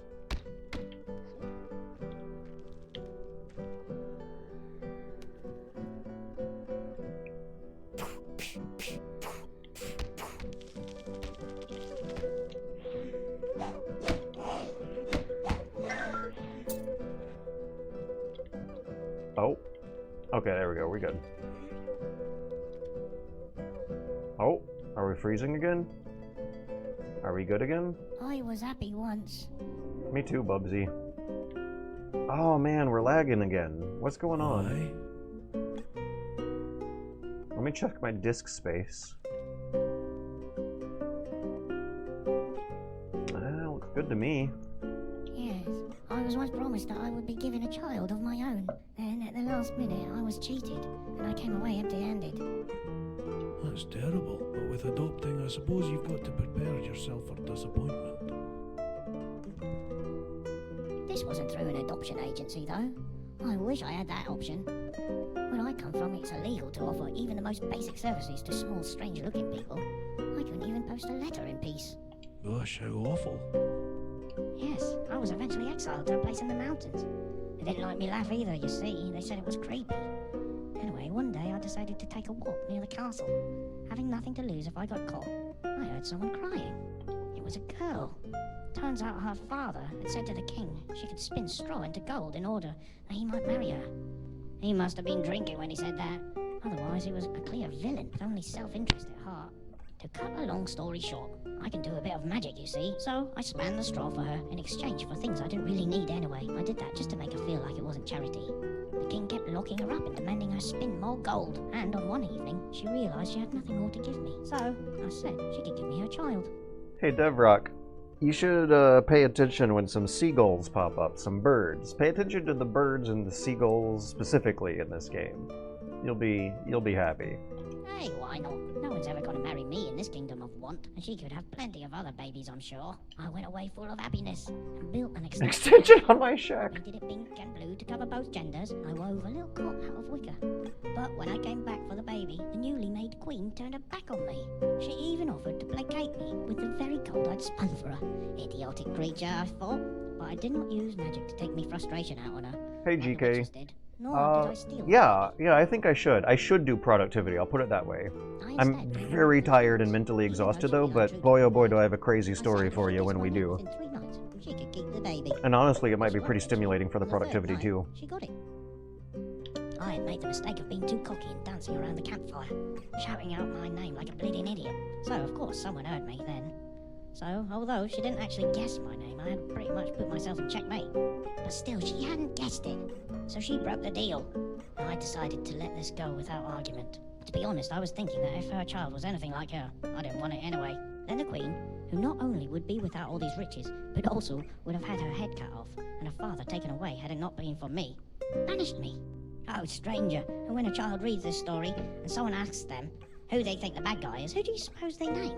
Not the king, even though he would have had no qualms about cutting off his future wife's head, and even though he demanded gold like a pig every night, and not the miller, who once put his daughter's life at risk just on the off chance that the king would believe a massive fib and not bother to put it to the test, and certainly not the young girl, the beautiful weeping thing who took the life-saving help someone gave her and later threw it in their face. Who do you think? Me, of course. Because I'm small and strange and have a funny laugh. Beauty gets away with everything. Wait, we're not done yet, though. Perhaps. Sorry, I didn't catch your name. Morris. But perhaps, Morris, there's still hope for you in your pursuit of a child. There's good comedic timing in there, even though you can control the timing with your A button. No, that ship has sailed. Nowadays, I just sit in the woods and try to keep out the way of royalty, lest I'm dragged into a fable again. Okay, well, this might sound a bit rude, but you know, since you do magic and you seem like a nice guy, maybe you could help me with... Sorry, mate, I think you confused me with a fully trained witch. My magic is limited within the area of arts and craft. I haven't got a wand. I can knit you a turkey, or embroider you a bunch of flowers, or whittle you a spoon. But I doubt that's what you're after. No, not really. Well, take care, Morris.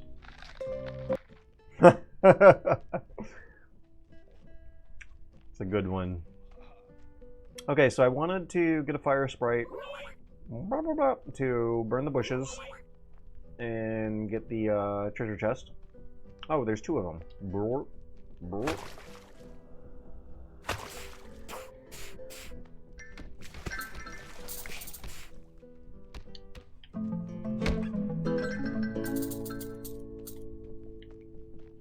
And before I cross... Why did it do that? Before I cross the boulders, I'm gonna do a quick bathroom break, but... It's fire. Yeah, this is what I'm after.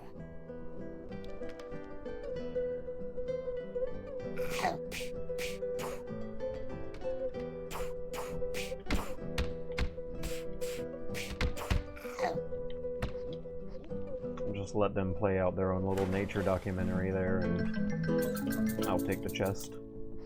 Thank you. Thank you.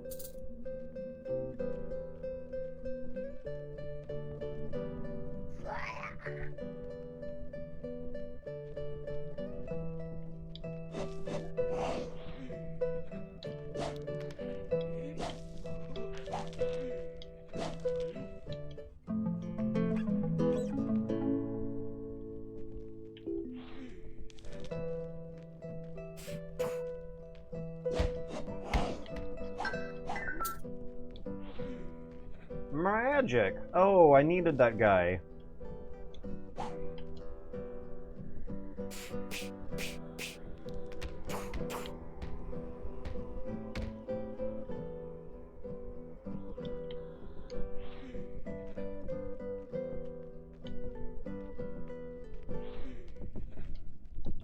I love the modern road sign.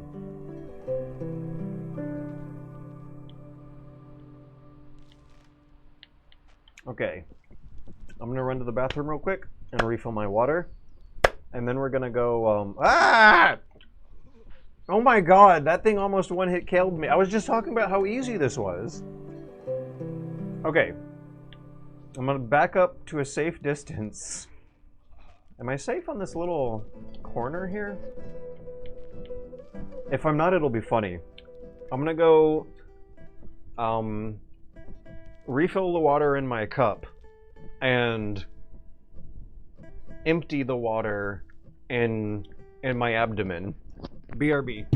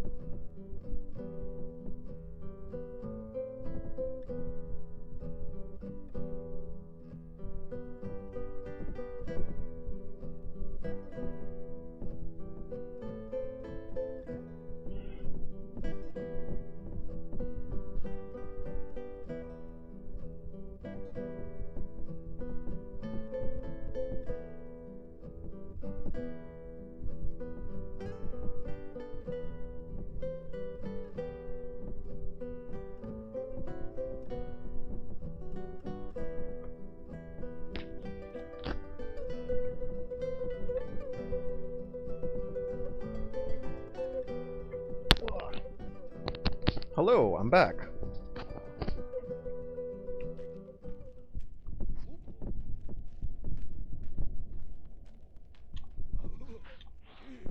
Look at that. They're gone. They disappear before your very eyes and you're clear in a jiffy.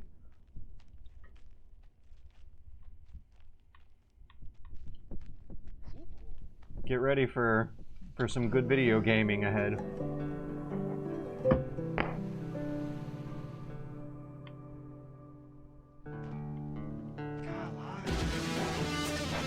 Are we fans of Wishbone in this server?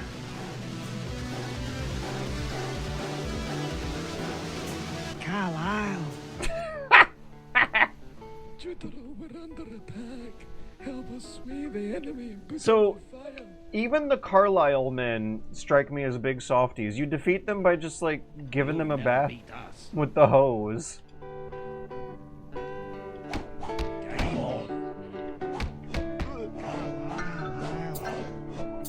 And I used to, I was a little worried a bit when mowing down hundreds upon hundreds of Carlisle men, as if, some kind of, unsavory real-life references of political or nationalistic conflicts were being evoked here. But really, I think this is just a reference to good old wholesome football hooliganry. There's a stereotype that men from Carlisle will never shut up about how they're from Carlisle. And that sounds so quaint and harmless that it plugs into the sort of wholesome anticlimactic feeling that you get from beating bosses. That, you might have thought that something more nasty was going on when really something kind of cute and wholesome and adorable was going on. I was not too familiar with the exact sore points of grievances when it comes to geographic animosities across the British Isles. But finding out that the Carlisle men joke is just a joke about how men from Carlisle never shut up about how from their Carlisle immediately soothed the nervousness and made things so much more easier to laugh at and casually enjoy. It's great. I love it.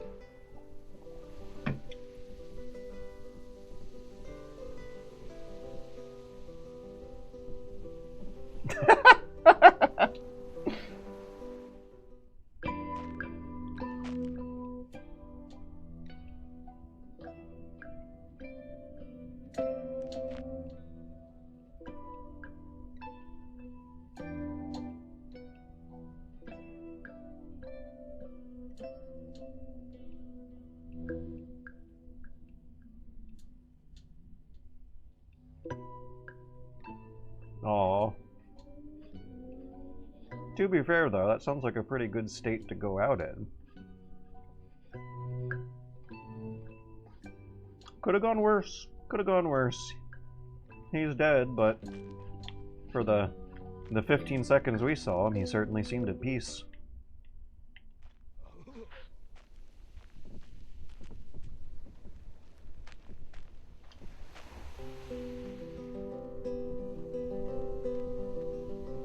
Oh, get ready for birds. See the crows?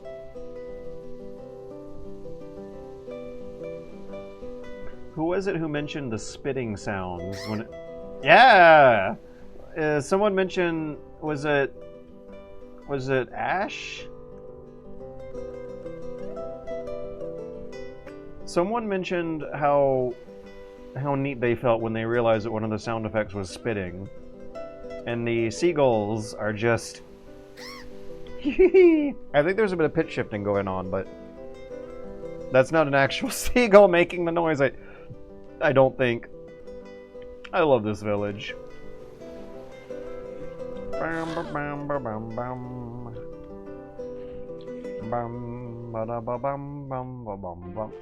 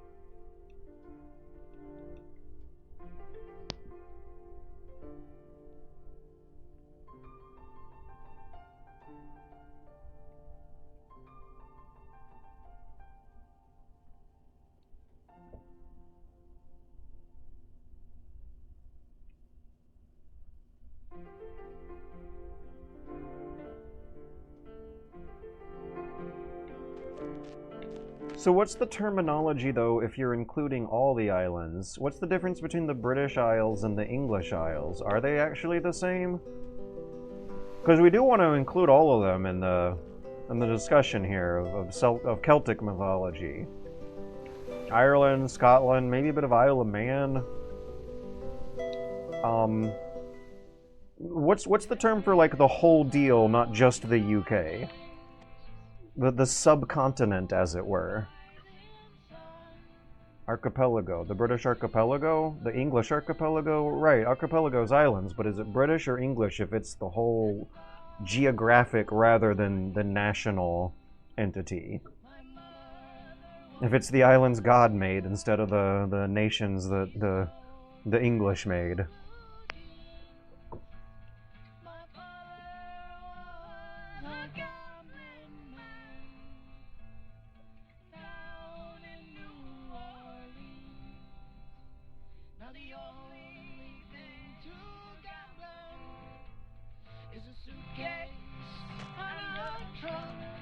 Is the sphere of influence. The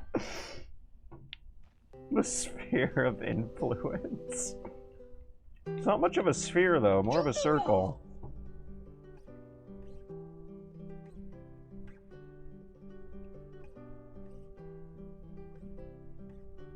Judero!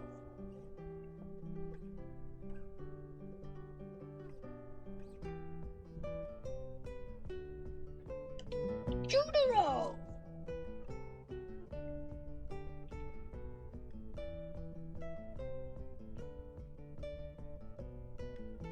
Judero! Judero! Judero!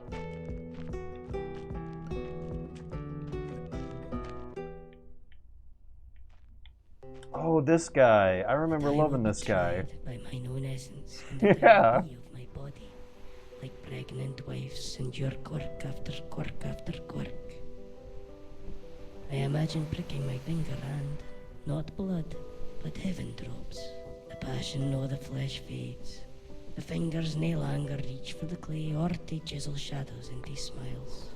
The song gangs off mid-word, the jig mid-step, and you find it surprising how little only it mattered. Goodbye lust, the spirit's last lingering joy.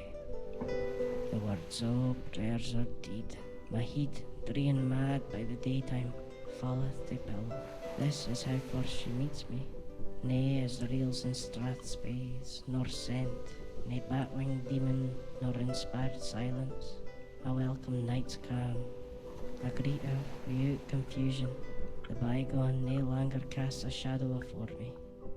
That lang shadow that we, in our tongue-tied futility to distinguish it from other shadows, call our future. O spring of youth, the diamond parabola, children at the crack of dawn stamped about that fountain. The world was immenser, the night sky a deeper black, and life was lighter then, so terrifying and fun that it took our breath away.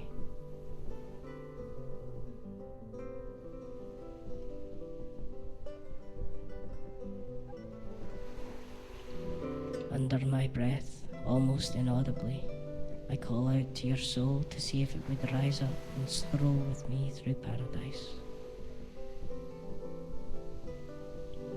Under my breath, almost inaudibly, I call out to your soul to see if it would rise up and stroll with me through paradise. Under my breath, almost inaudibly, I call out to your soul to see if it would rise up and stroll with me through paradise.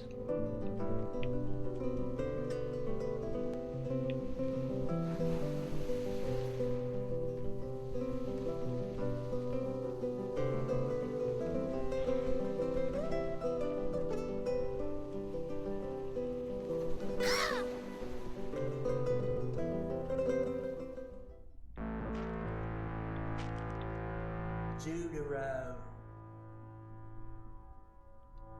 Judero. Which age group would revere life most? Judero.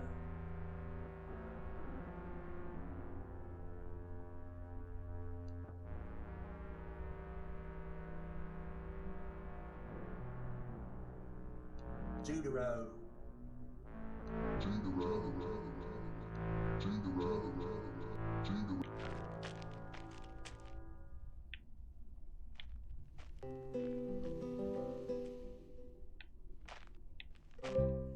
Judero.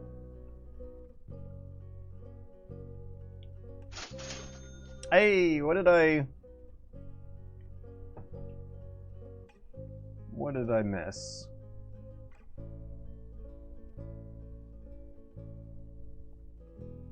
Let me bring up this tip. Judero! Thanks for the dirty 30, Roscoe Jenkins.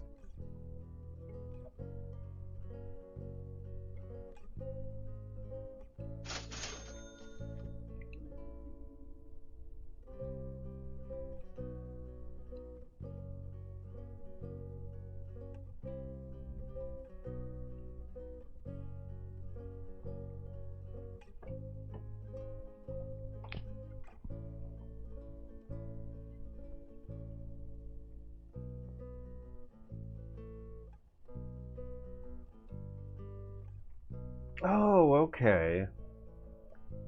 This is a backstory about a boss coming up.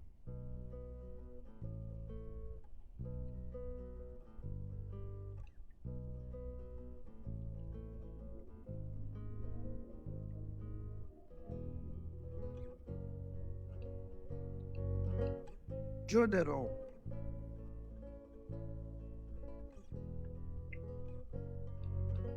Judero. Okay, let's hear that again, because this might actually be important later, and by important I mean it'll simply increase the level of narrative depth we can reach with the boss backstories.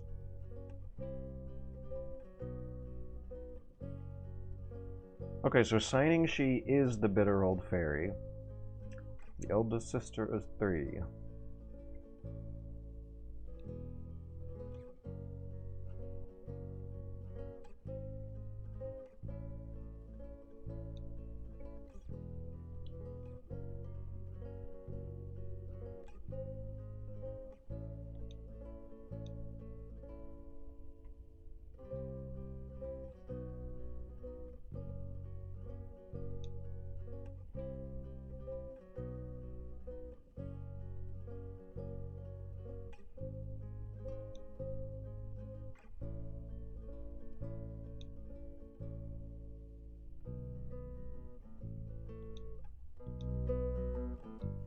Judero.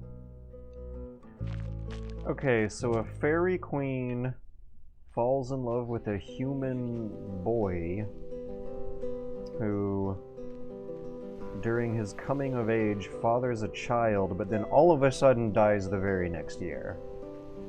And so the fairy queen, in her grief, tries or notices that the boy will not suckle. The villagers refuse to help. The child dies.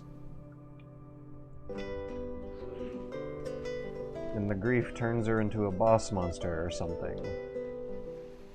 Let's see. Let's see if there's more. I remember Signing Shay being a tree, a fiery tree, kind of looked like the bed of chaos from Dark Souls. I don't remember it having as coherent a backstory as what's coming out here, though.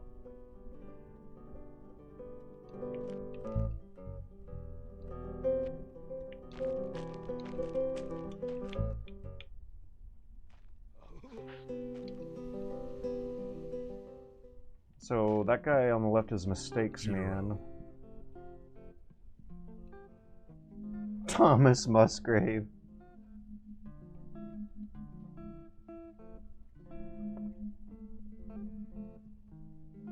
The crabbed old fairy must be Signing Shay, who's causing trouble on the Firth. Judero. Picked up a horse from Carlisle. Those are the Carlisle men, making a mockery of the rule of the marches. Judero. Oh, is that a gameplay tip? Yeah, actually it is. You use the flame sprites to build bridges across swampy goop. The Armstrongs? Wow. Judero. That's awful.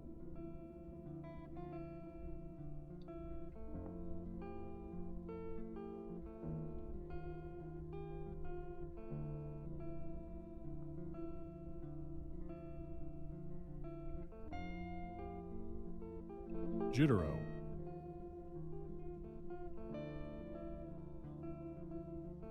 Judero.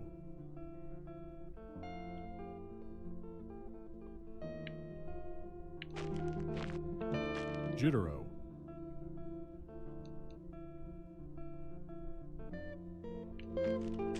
Let's see that again. I don't want to miss it. What was that? Judero.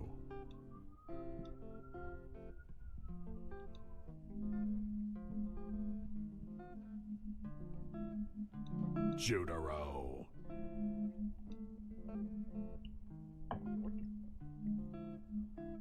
Judero. Judero. Okay, this is more backstory on Galagantes, and I got some of that last time, but I'm not so keen on the backstory of Saining Shi.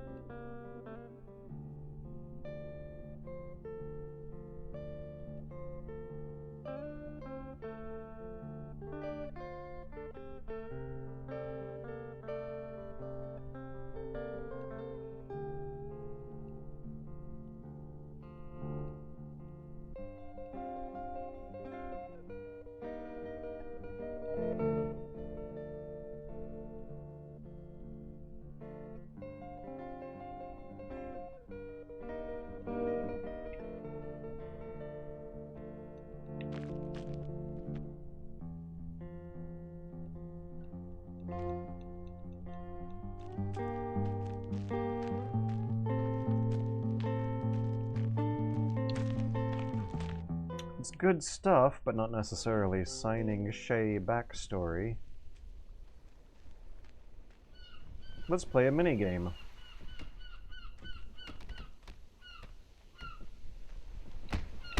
Okay, what kind of monster does this thing want? Gotcha. 2 legs, 2 arms, kind of green on the bottom, or nausea green on the bottom, grassy green on the top, neon green on bottom, ordinary green. That guy! Hello! Oh, look at how cute he is. Oh. I also love how the amount of enemies that can be on screen in this segment are the one thing that'll cause Judero to take an FPS spike. Okay, so this guy moves slowly. Does he have any attacks? I don't remember. I didn't try. I love how doopy and disoriented it looks. Where am I? What is this place? Where is my fishy wife and my fishy children? Oh, how am I going to explain this to the boss?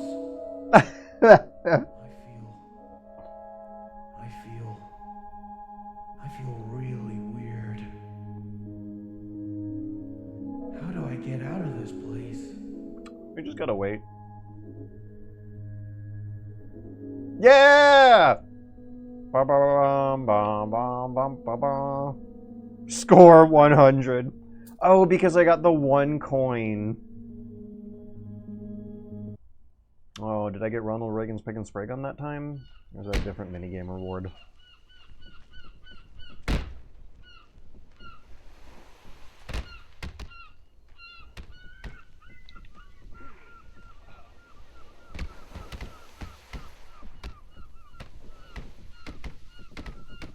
Is there anything in here?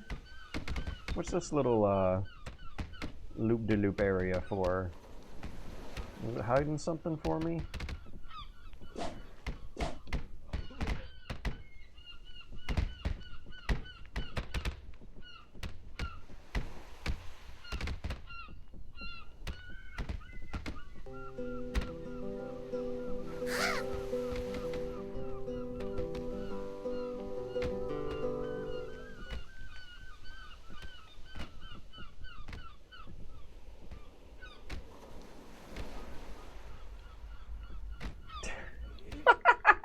Oh, I'm a talking crab. Right. How about that then?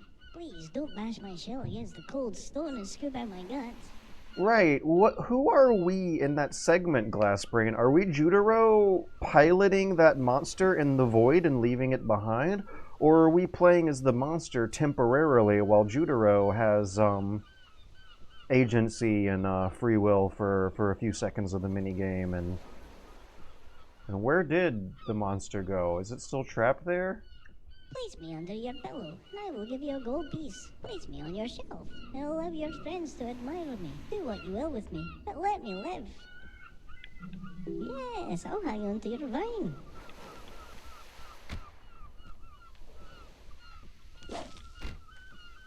Oh good, the talking crab gives me money. How wonderful.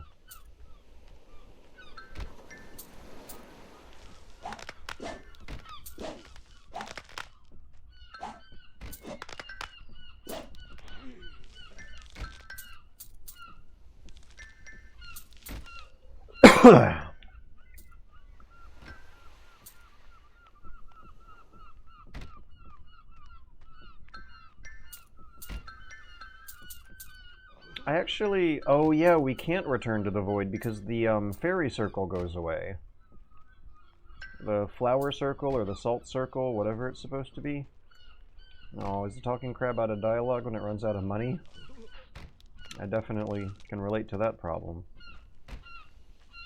What's over here? Is this Signing She or Galagantus? Or is this something else? Ah! Okay, so this is like the 3rd time this run I saw something... just a treasure chest, but it's always nice to replay a game and see something you missed. Good Zelda vibes. Such good Zelda vibes.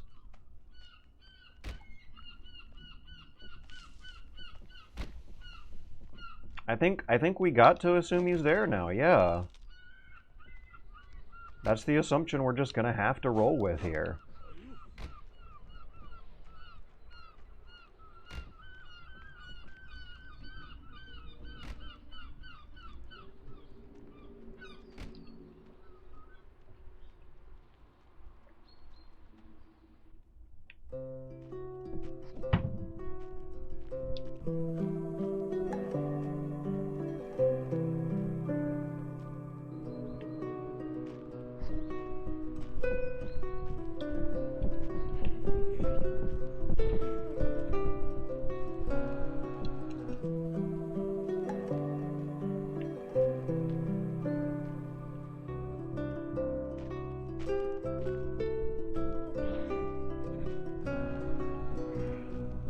Okay, so Signing Shay is to the lower left, I believe.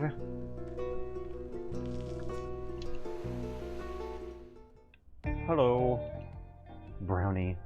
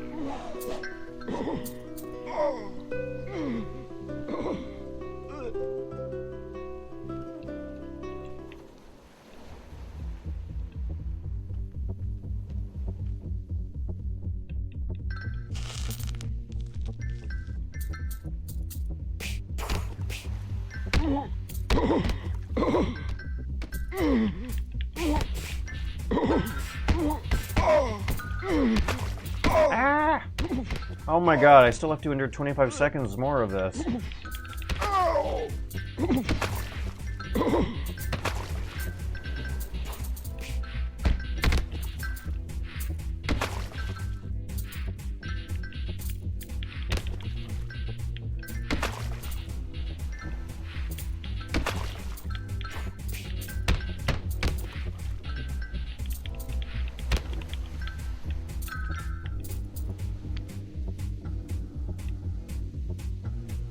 Hey Ham103, it is cool.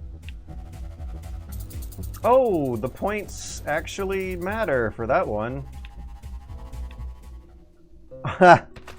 The points matter because they turn into money, which actually really means the points only matter as much as the money matters, and the money does not really actually matter that much.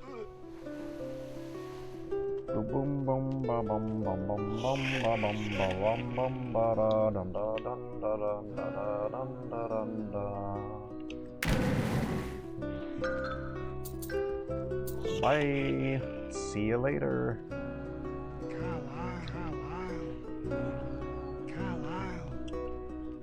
So Galligantus with his force from Carlisle, the terrifying giant with a crack squad of commando soldier killers are up there performing evil acts that the mind can just not imagine. We're approaching a fire monster, Shining Shay. What is this? Is it a wicker woman? Like a tree monster, hag witch sort of character?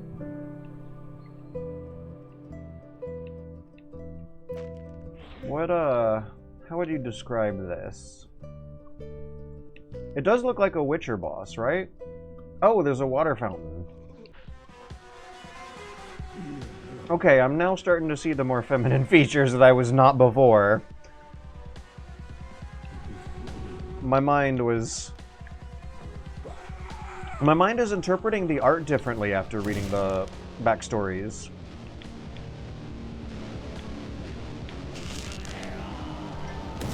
Oh, it's cotton ball smoke like in the Kriegspiel video.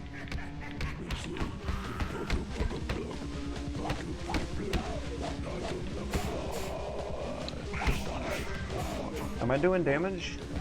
Ah! Oh, that's water, actually. I thought it hated water. I am doing damage, but it's not great. Ah! Ah! Ah!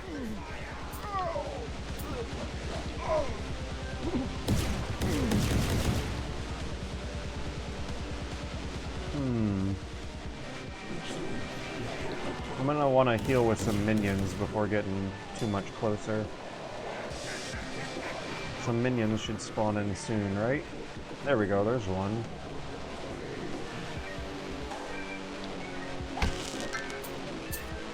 Okay, I got a sliver of health.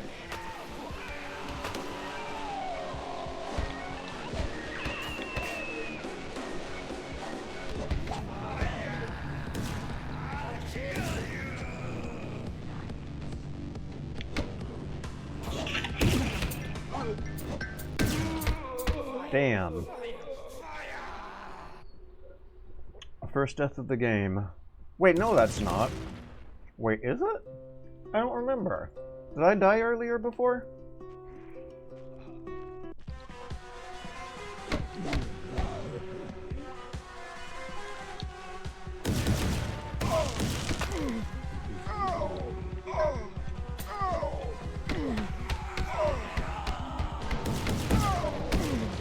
I can't stay on that thing too long.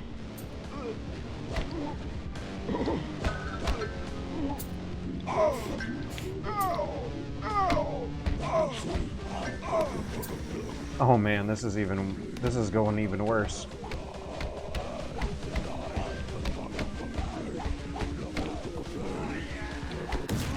There it is. So, in the second half of the boss fight, I was just wailing to see what, a few good consecutive combos look like over time. I'm figuring it out. I got this.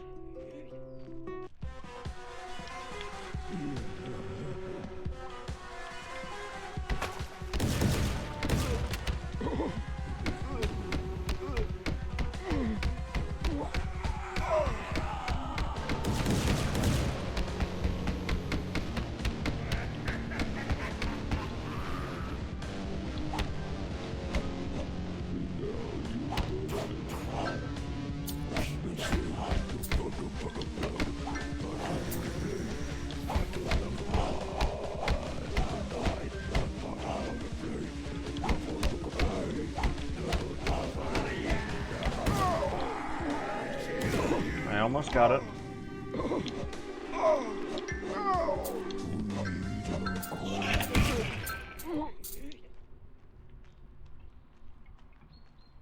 Oh. Is this a loading screen of some kind that we just hit or something?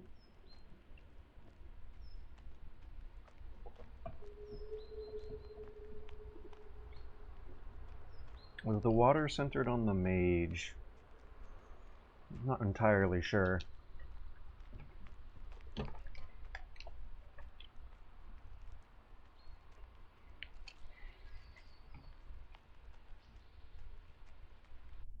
I think we crashed again. Let's give her another start.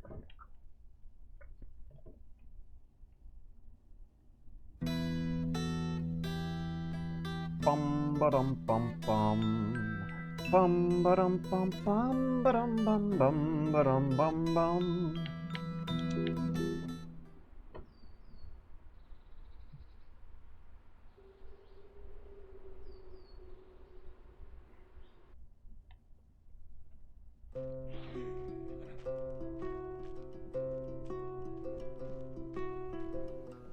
Oh man. She's defeated. I wanted to see if there was speech at the end. I might have to review my footage of previous playthroughs to see if I actually missed anything from that crash there.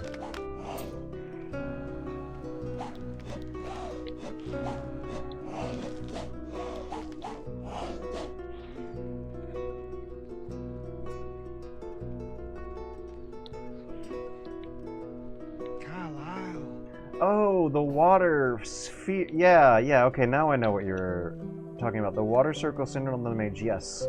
The water circle moves with the boss, maybe to push it into the fire.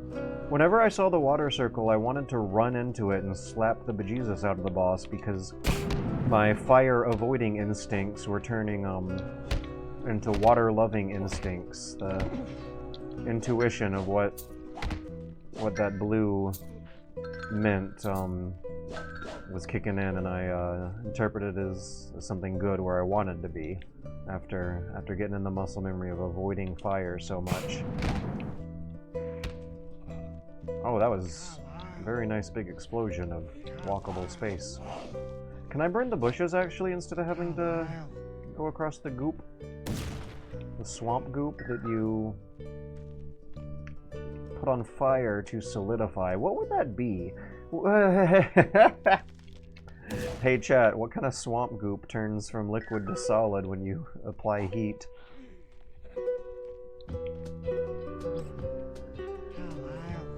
I think it is liquid. Look at that, they're sinking.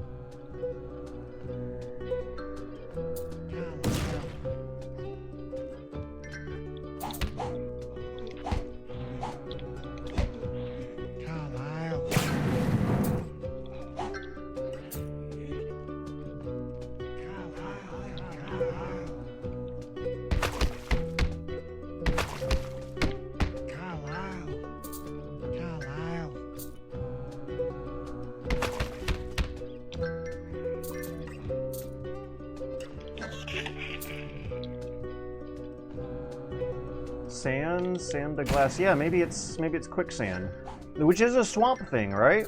For some reason, I had a feeling there would be some swamp bog thing that does actually turn into solid when you apply heat. Is it? It might be quicksand. Are we crusting up some nasty quicksand rocks that we're walking across?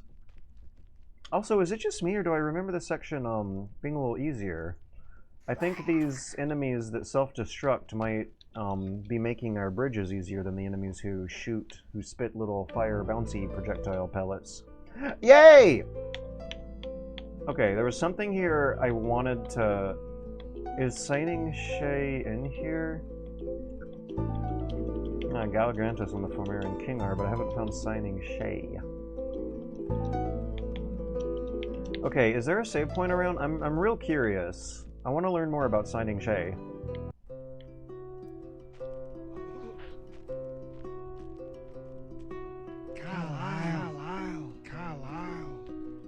Ah, there is no standing stone nearby. We'll see if there's some up here. Yes, here we go. Okay, I'm gonna load up a different save game and read the bestiary on Signing Shay because it feels important to me right now. Bum bum ba-dum bum bum.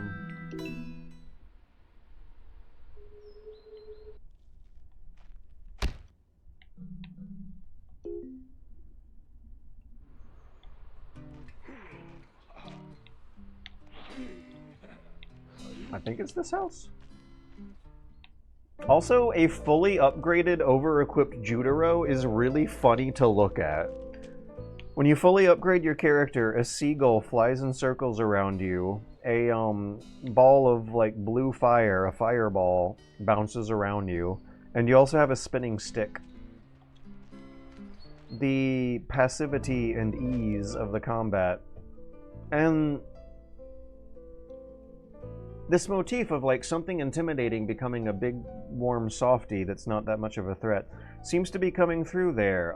Because in the end of the game, I remember, with the fully upgraded Judero at least, I remember casually walking past a lot of monsters that I just was no longer worried about at all. It allows Judero to go very slowly and casually.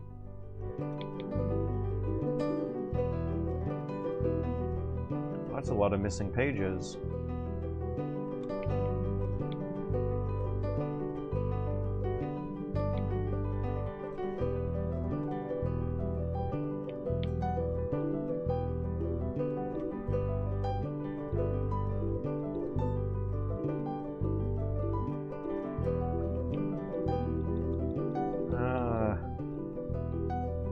Still seem to be missing a lot of these. Okay, let's try save number 1.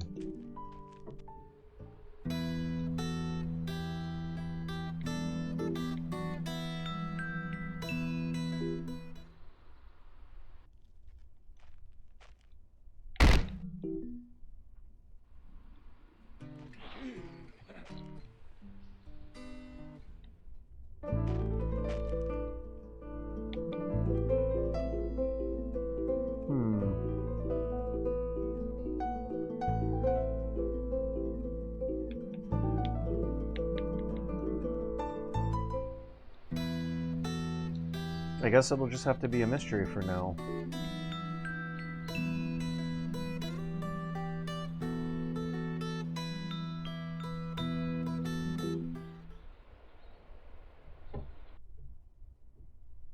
Oh, that wasn't a mage, that was a water pump. Okay, so regardless of whether or not we have the entry for Signing Shay, I'm sure there is some interesting things in here.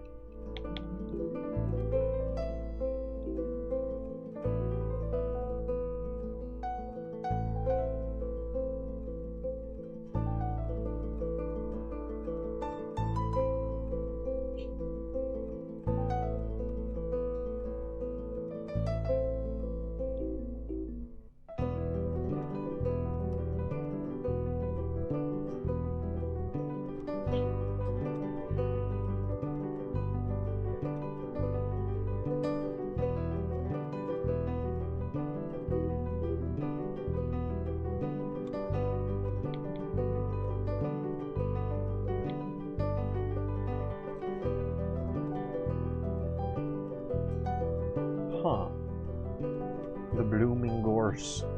So the fire sprites turned evil from signing Shay.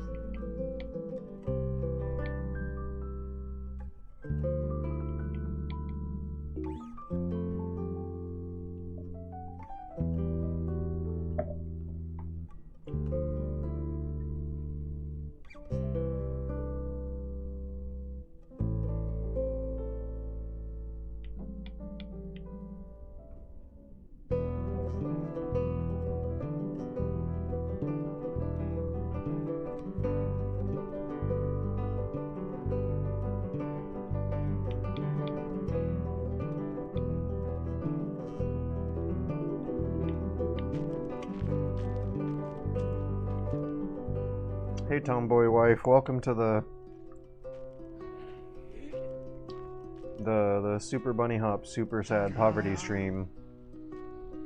I can't keep calling it the Super Sad stream. I have laughed harder today than I have in a long, long time.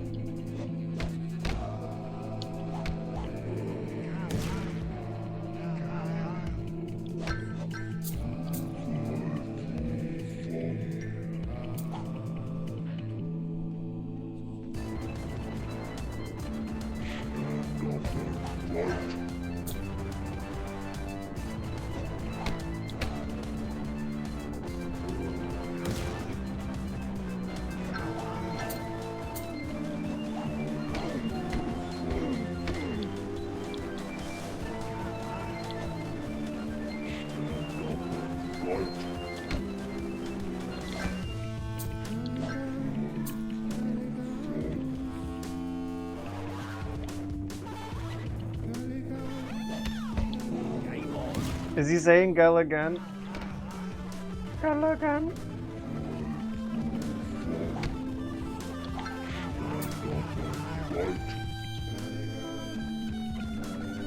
Oh, the Carlisle men are not weak-willed enough to be possessed.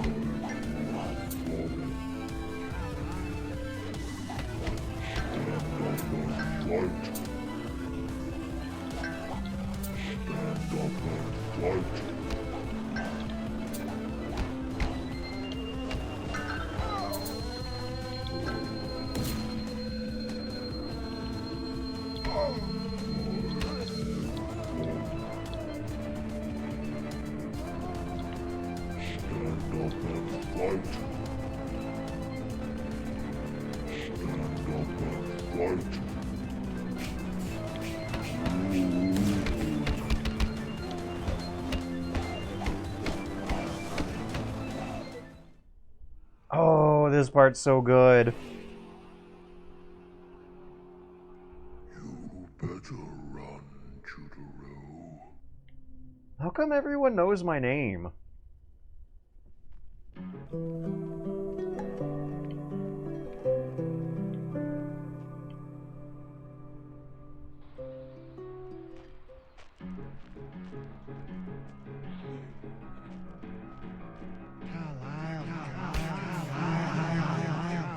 Lyle, Lyle, Lyle. Ah.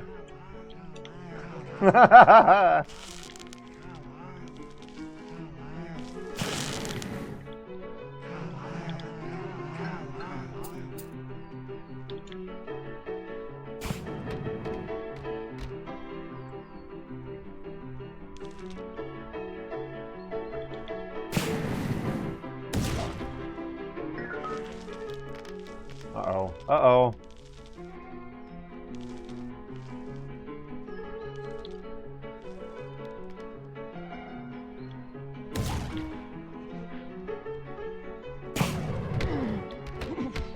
I made it.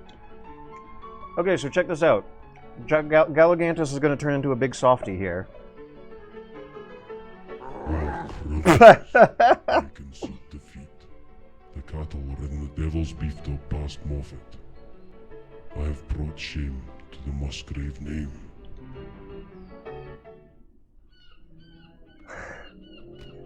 So we trapped him in quicksand instead of killing him. I'm still wondering about signing Shino, though. I want to know more about what's going on there. The game crashed when I beat the boss, but I don't remember them having dialogue. Of all the bosses that I've fought, they seem like very human, interesting people with interesting stories. And when you kill them, you don't actually kill them. It's revealed that you're actually trapping them in quicksand or just convincing them to stop being a jerk. But what about signing Shay? What happens there? There was some interesting backstory leading up to it. But does she say something when you defeat her? I don't remember. The bosses that I don't have a deep understanding of. It's like for this run, that's what I'm looking for, and I'm still getting something out of this game for it. That's awesome.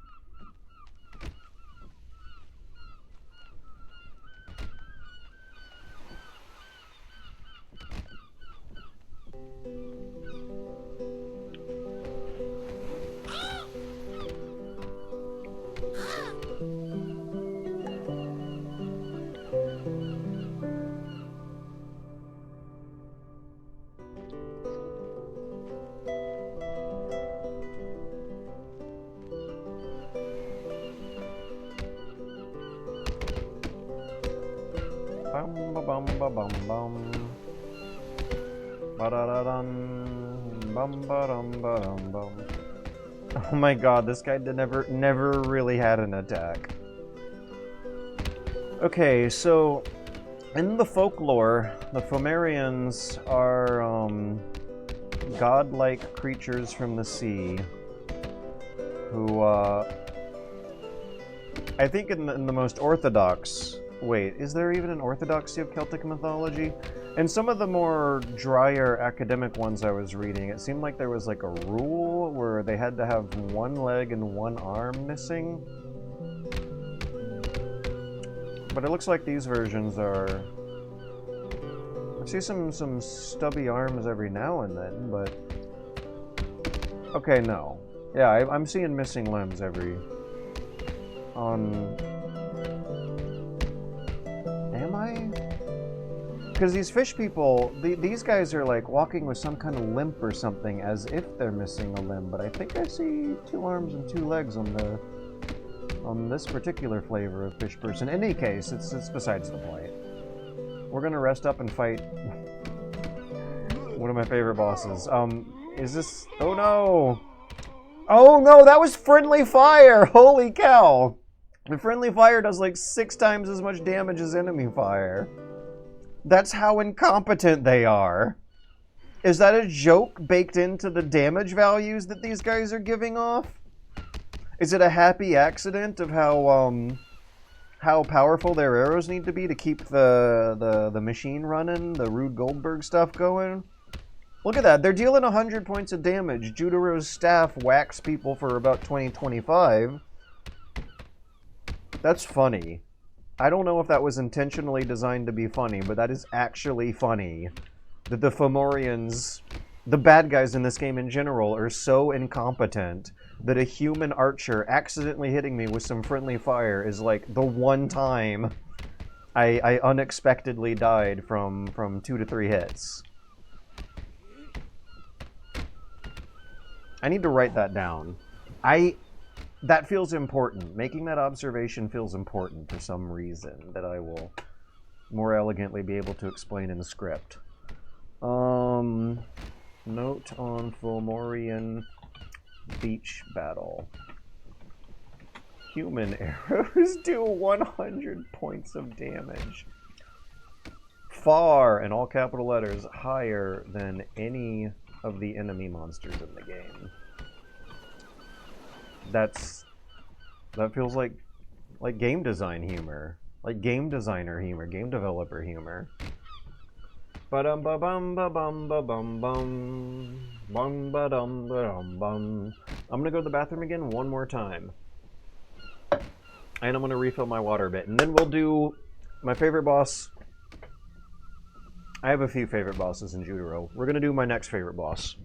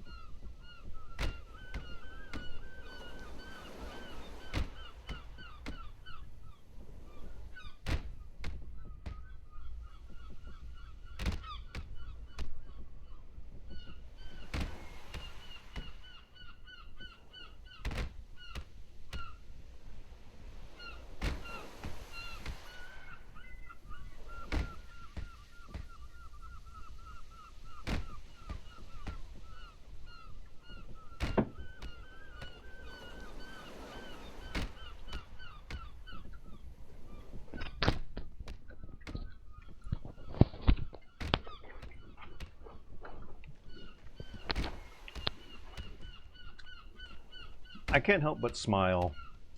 I'm playing Judero and thinking about how the light in the end of my condo tower tunnel got way bigger and brighter today. This is a good boss. This guy's a real good boss.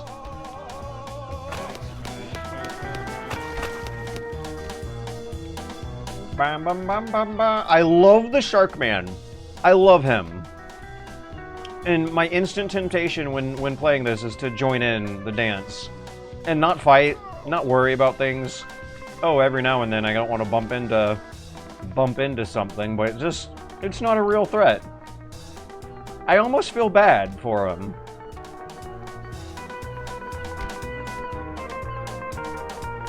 I love the song. Alright, let's get the thwacking. Whack. Wah.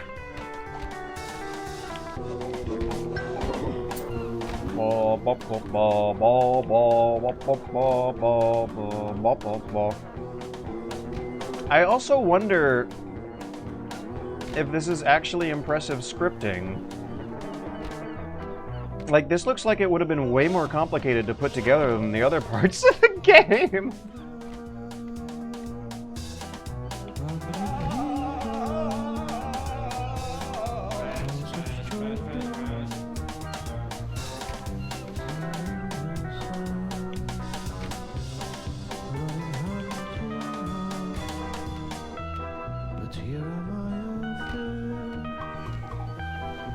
Wet and useless lips flopping on the sand. I was full of sand, useless little me,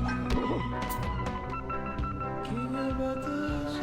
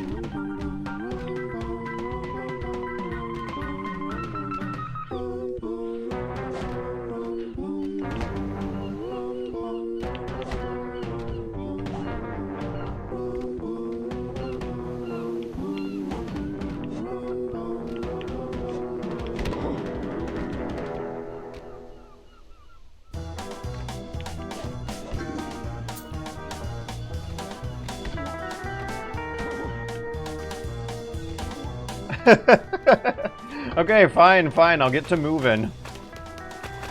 Like, their attacks are just nudges to get you into the right part of the dance. Bada bum bum bum bum ba bum bum bum bum bum bum bum bum.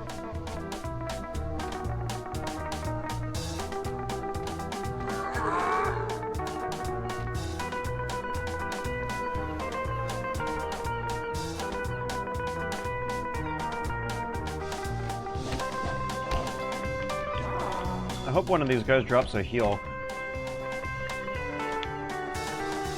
Oh my gosh, they all just stick to formation, so I don't even have to really fight with the possessed monster. You just want to get it out of the way. And the boss only dies in 3 easy hits. He's a big softie too. So, the Fomorians, I don't know if I'm too tempted to look up their complicated, sordid backstory compared to others. I think I have a good grasp on things, and I've read a bit about them. The Fomorians are... What's a good comparison? To a villain who's not really threatening. A villainous force, like an army, an invading army. But, they're not very competent. They're not really a threat. They keep trying to invade over and over again, but they're more like an annoyance. That boss battle felt like it captured the spirit of what I had read about those goobers in most of the Celtic Wonder Tales beautifully. The first time I played that segment, I was on cloud 9. I was giggling like a little baby. It's so funny. Oh yeah, especially because the first time I played that segment, I would have read a comedy story called A Good Action from the Celtic Wonder Tales merely a few minutes earlier before that boss battle, which would have really primed me up for appreciating the comic relief of them somehow. Yeah. A Good Action is a very funny Celtic story, Celtic mythology story. About one of the Celtic gods trying to deal with an annoying Fomorian prince who shows up and causes trouble and says that that he's claiming this land and these people, and the god he stumbles across needs to come back home with him to the Fomerian king. And the riddle, the response is something like, "Oh yes, I will if you perform 3 good actions." And the Fomerian prince says, "Okay, what's the first good? What's a good action?" And the reply is, "Well, if you shut up and left, that would be a good action." Those stories are funny. They're cute. The endings tend to be happy. Look at this. Look at how cute and melancholy. Oh, chills, I got chills. Once you started singing, they really kicked in. Whew. I'm taking a different route than I did before.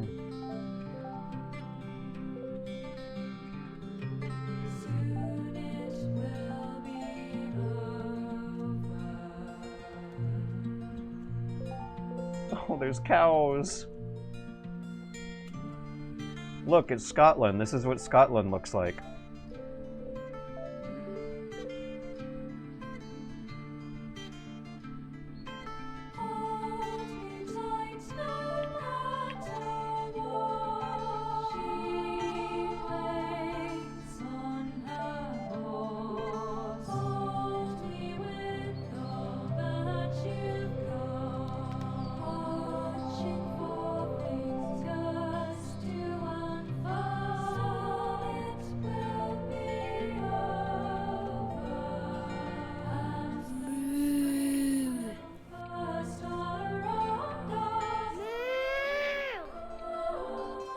Are those kids?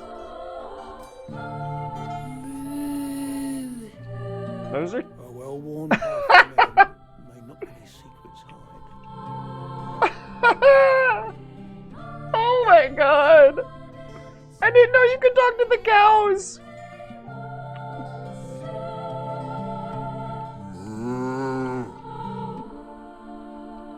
And she said, "Fear not, Dan, though blithe and glad your life here be. And hither and high ye flit and bathe in streams. As the 7th year comes, it shall bring with it your passing. Do you remember me, Tam? In childhood we played as boy and girl, and well we loved each other then. I have come to untether you from this stupor. Be thou my vision, fair night of my heart,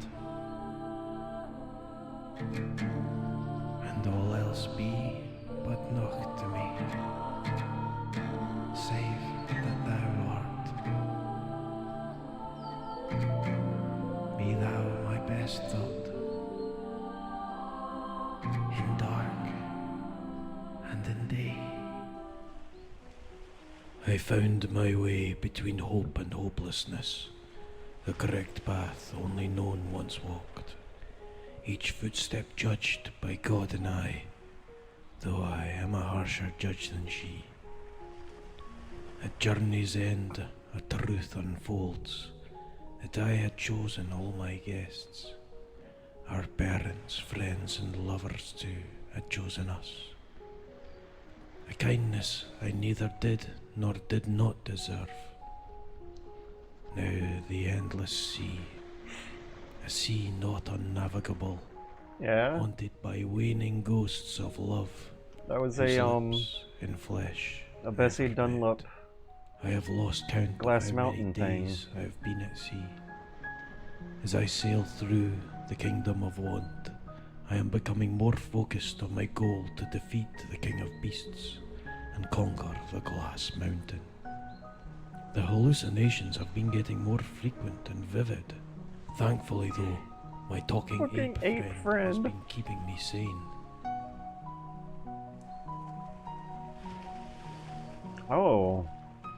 This is real life video footage.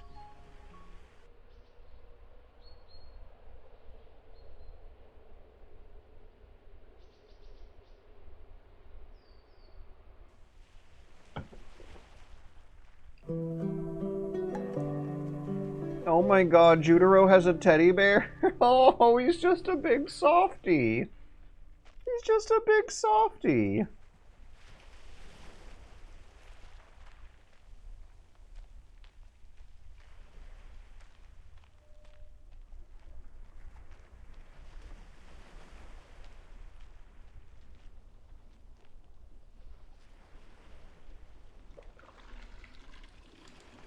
This part of the game is so great.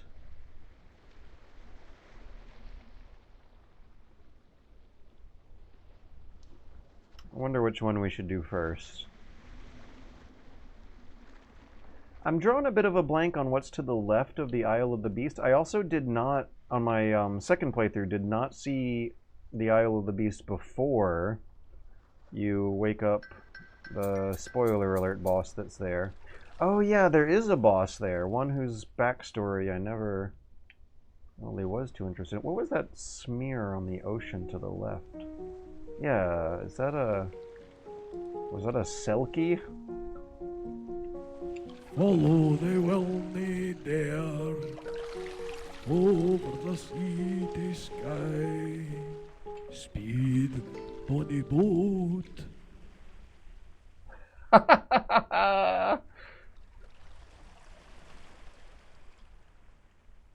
He's not a monster.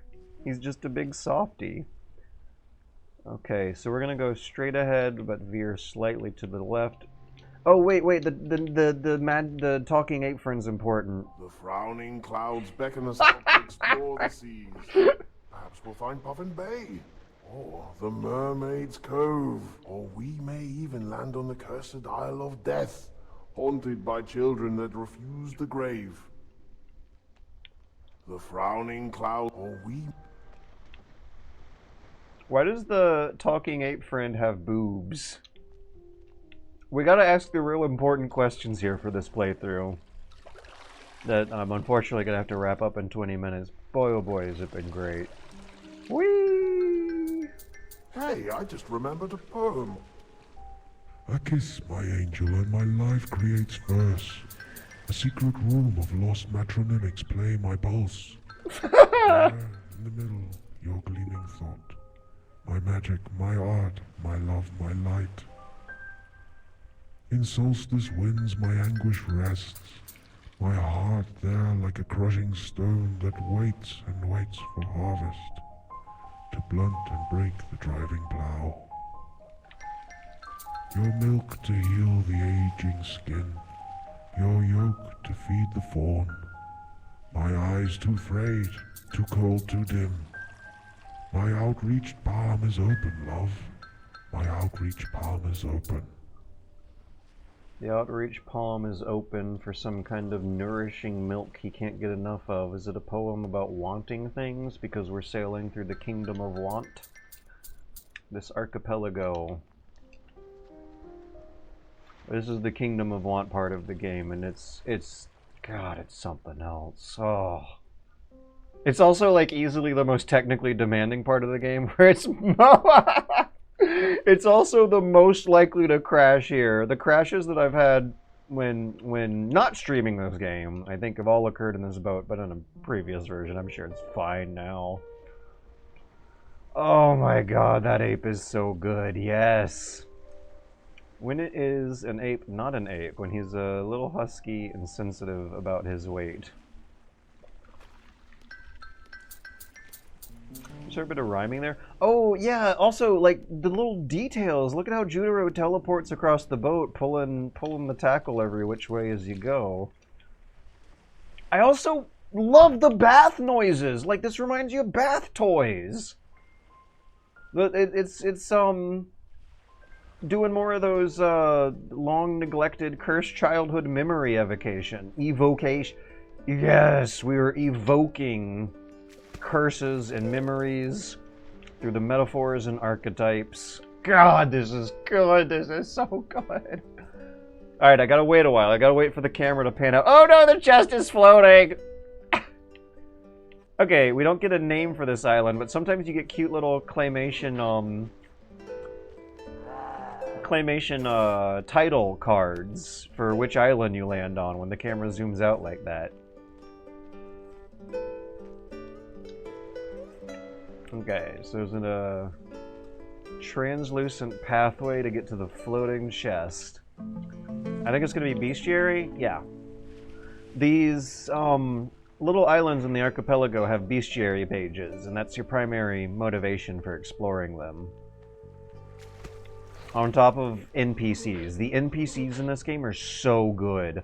Finding a random NPC on an island who will just read to you the most beautiful poetry you've ever heard in your life is reward enough. And I even like felt a little swell in my heart when saying those words, because they are so true. I hate that I'm not going to be able to finish the stream in time to hear the poem that Judero says when you complete the 3 islands and make your way to the Island of the Beast through an underground passageway. Because when you finish the Kingdom of One and move on, Judero spits something that gets me shedding tears. Wow. They might have used bath toys. That's the assumption, though. Like, you don't even... Maybe we shouldn't know the reality, because if they didn't use bath toys, it might ruin the magic, because that's the assumption. As according to Freakazoid in 1994, the toyetic nature of this game lends itself to... It encourages you to think about very normal, practical toy items throughout the house they could have used to make this game. And so the mind naturally would go to bath toys when hearing how unrealistic some of the water noises sound for how deep out into sea you are. You're deep out into sea, right? But it sounds like a bath running water out of a faucet. Oh, and look at this. There's little to no attempt being made to hide something cool in here that is teasing you for later on. Once again, I don't know how intentional that is, but what ends up coming through from what might just be a pure accident here is a tease, and I am writing that down again as like another example of some things that may or may not be jank, you can't really tell, and maybe we shouldn't even know, that still do something meaningful to the experience. Clipping through the let's see, to avoid spoilers, call it the Giant Rock. The Giant Rock Oval at the Island of the Beast. May be unintentional, but works as a great tease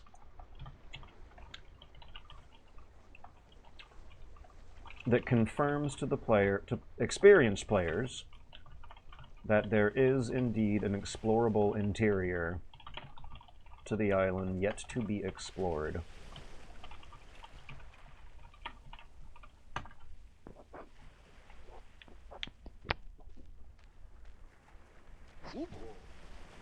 Freakazoid was so good. Maybe I should watch Freakazoid tonight. For our children in the dance of light and love.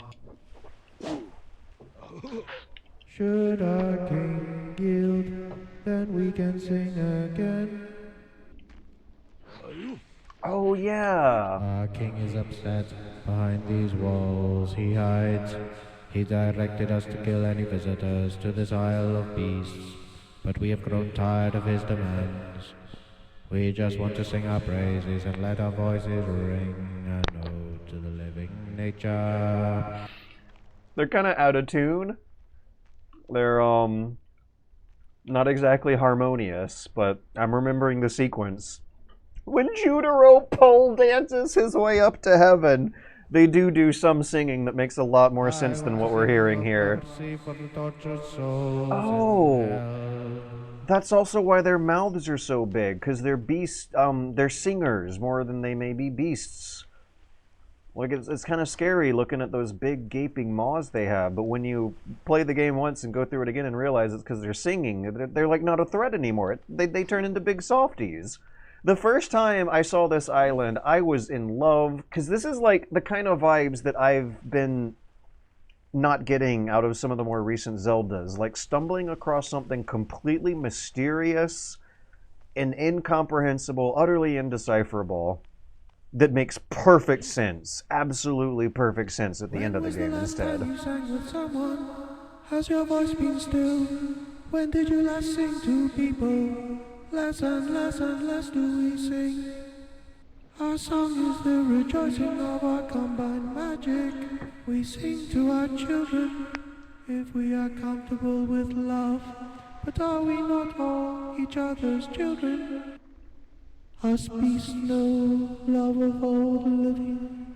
We tear at the throat of the bison until she ceases, and we gorge on her flesh, but she knows and we know that it is an act of love. Us beasts know love of all the...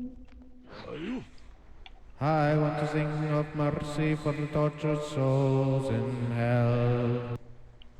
I want... Our king is upset. Should I want to sing. Okie dokie. One more island.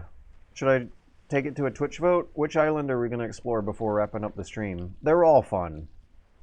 The ones that are glowing might take longer than 10 minutes though, and I got about 10 minutes. Okay, we already cleared out Swirl Island. There's Anchor Island, Crab Island, Puffin Bay. Yeah, the, Talking Ape Friend was talking about that. What's, the lower left island to the left of the Isle of Death? Let's call that, Triangle Island? And then we have these treasure chest islands, number 1, 2, and 3 if we're counting from top to bottom. Oh, and then the Mermaid Island in the lower right. Alright, I'm going to sail in a circle. I'm going to sail in the general direction of a nexus point that could reach all three fairly quickly. And we'll leave it up to vote. Which island should I sail to? Crab Island, Puffin Island, Anchor Island, Triangle Island, Mermaid Island, or Treasure Chest Islands number 1 through 3.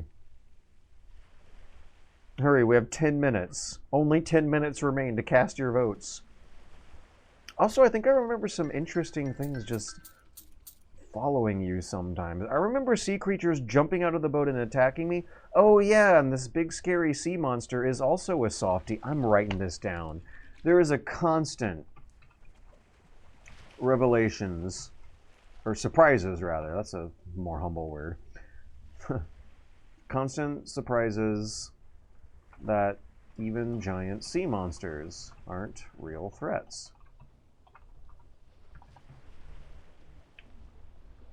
Okay, it looks like votes are split between Crab, Triangle Island, and Treasure Chest Island, but you know what? Crab Island got their vote in first.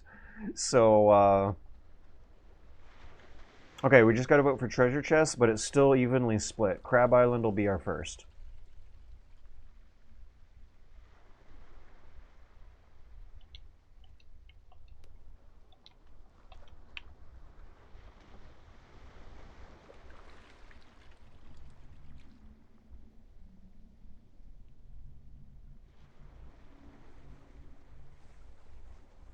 Democracy Manifest. The one vote for Crab Island is winning because we're not in a democracy, we're in a first-ocracy. When the votes of democracy are perfectly evenly tied, the candidate who has the alphabetically earliest name, I guess, is the one who wins by this logic. Yeah, I just heard bath. I just heard bathwater. Like a faucet. That did not sound like ocean. That sounded like bath. And it kind of makes your eyes look at how the boat's jiggling and think about bath toys instead of boats out in the deep sea. Crab Island, oh. Oh, never mind. I spoke too soon. Crab. Oh, look at the little wee beasties. It's the wee beastie island. Maybe I looked at the shape and thought it was a crab when it was really a little... These things look more like ants, I want to say. Yeah, it's wee beastie island. Okay, so I remember possessing them, going through the nets. There are egg clusters hidden around. But those monsters are not a real threat. I don't have to bash them. I can just walk past them. Maybe that's the thing. Judero does have this robust combat system But maybe the moral of the story of the greater Jack King Spooner ludography is that combat is not necessary. You can just walk past the monsters. They're not a real threat. Everyone's a big softie, and the real fun is meeting people and hearing what weird things they have to say. Exploring just for the sake of exploring, going on a hike, just appreciating the sights and the beauty and the nature, and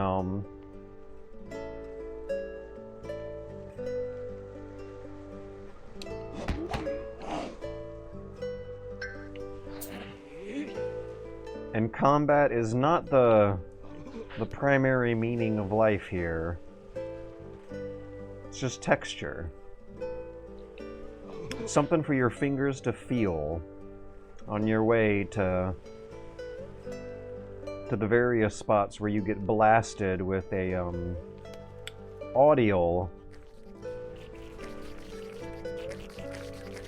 hit of hard, difficult reading. And having some downtime to just thwack at monsters can get the brain reflecting on that and meditating on that.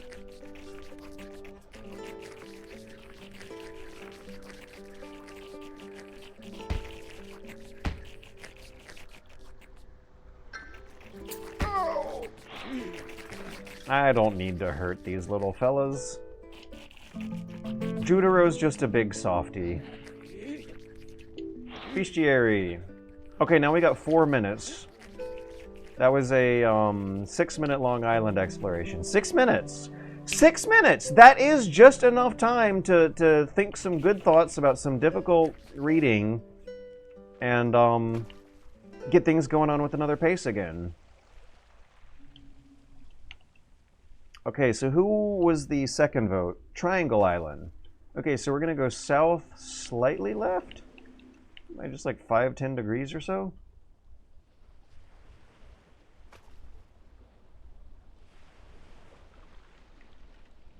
We have 4 minutes to explore Triangle Island. Why do I feel like it's actually feasible within that limit and it's going to be satisfying too?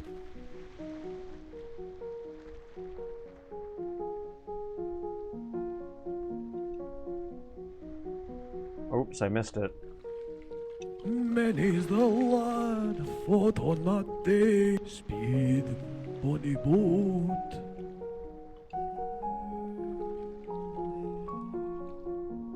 Follow the well-made air. Follow the well-made air. So a good wind for a boat is like a well-made air.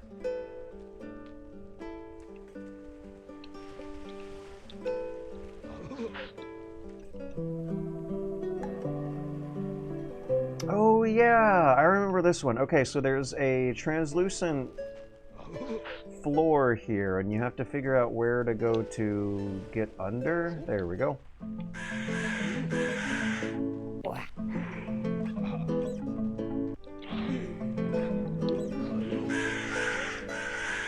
Bye! I wonder... I wonder if a non-lethal playthrough of Judero is possible. Where you kill no monsters, you defeat the bosses and just make them feel bad and go home. Or trap them in quicksand like a cartoon.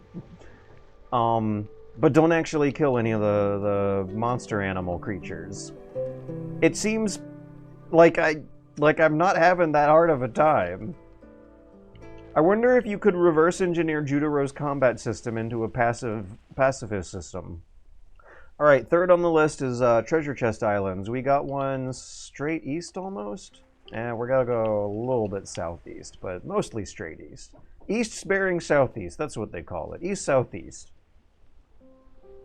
I'm just gonna tickle the down button every now and then, but for the most part we're going east. Judero Big Boss rank run. Is that how hardcore gamers can eke out years of replays of highly skilled Judero tactical action by going for pacifist playthroughs? Softy playthroughs. The Revelations. George. the surprises of all these boss battles is that everyone's just a big softie, and we can be a big softie too. I love that the flag is the sail is the Scottish flag too.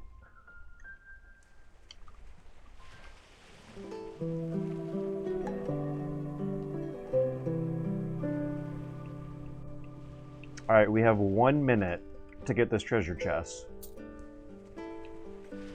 Okay. Spiral. Whee!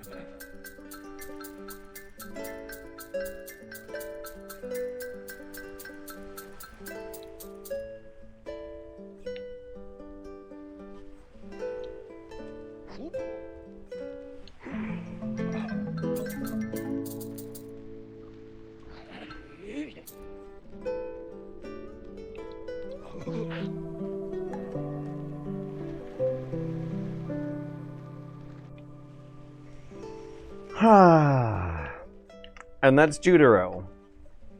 I cannot keep doing this past 11:30 tonight. I got some good work to do. Also gonna microwave a burrito. I love this game. In a game, in a year where I felt like I might have been losing my passion for gaming as an activity, hobby, fun time, Judero just kind of confirmed that it's really just like the AAA big budget stuff.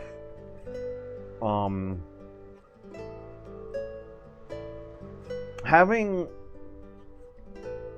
something greater than fun with Judero, emotionally responding with such intensity to Judero was a reassuring confirmation last year that I might have gotten over the depression I was going through. And also thoroughly enjoying the experience from bottom to top, and reading the stories at the same time as I was going through was confirmation that I really do not think I've lost my passion for games. It's just really, truly... Could we somehow objectifiably prove this with science? Like, there is a certain malaise with a lot of big budget games that are not capturing this energy. But then again, one of the more interesting quotes from the interview I had with Jack King Spooner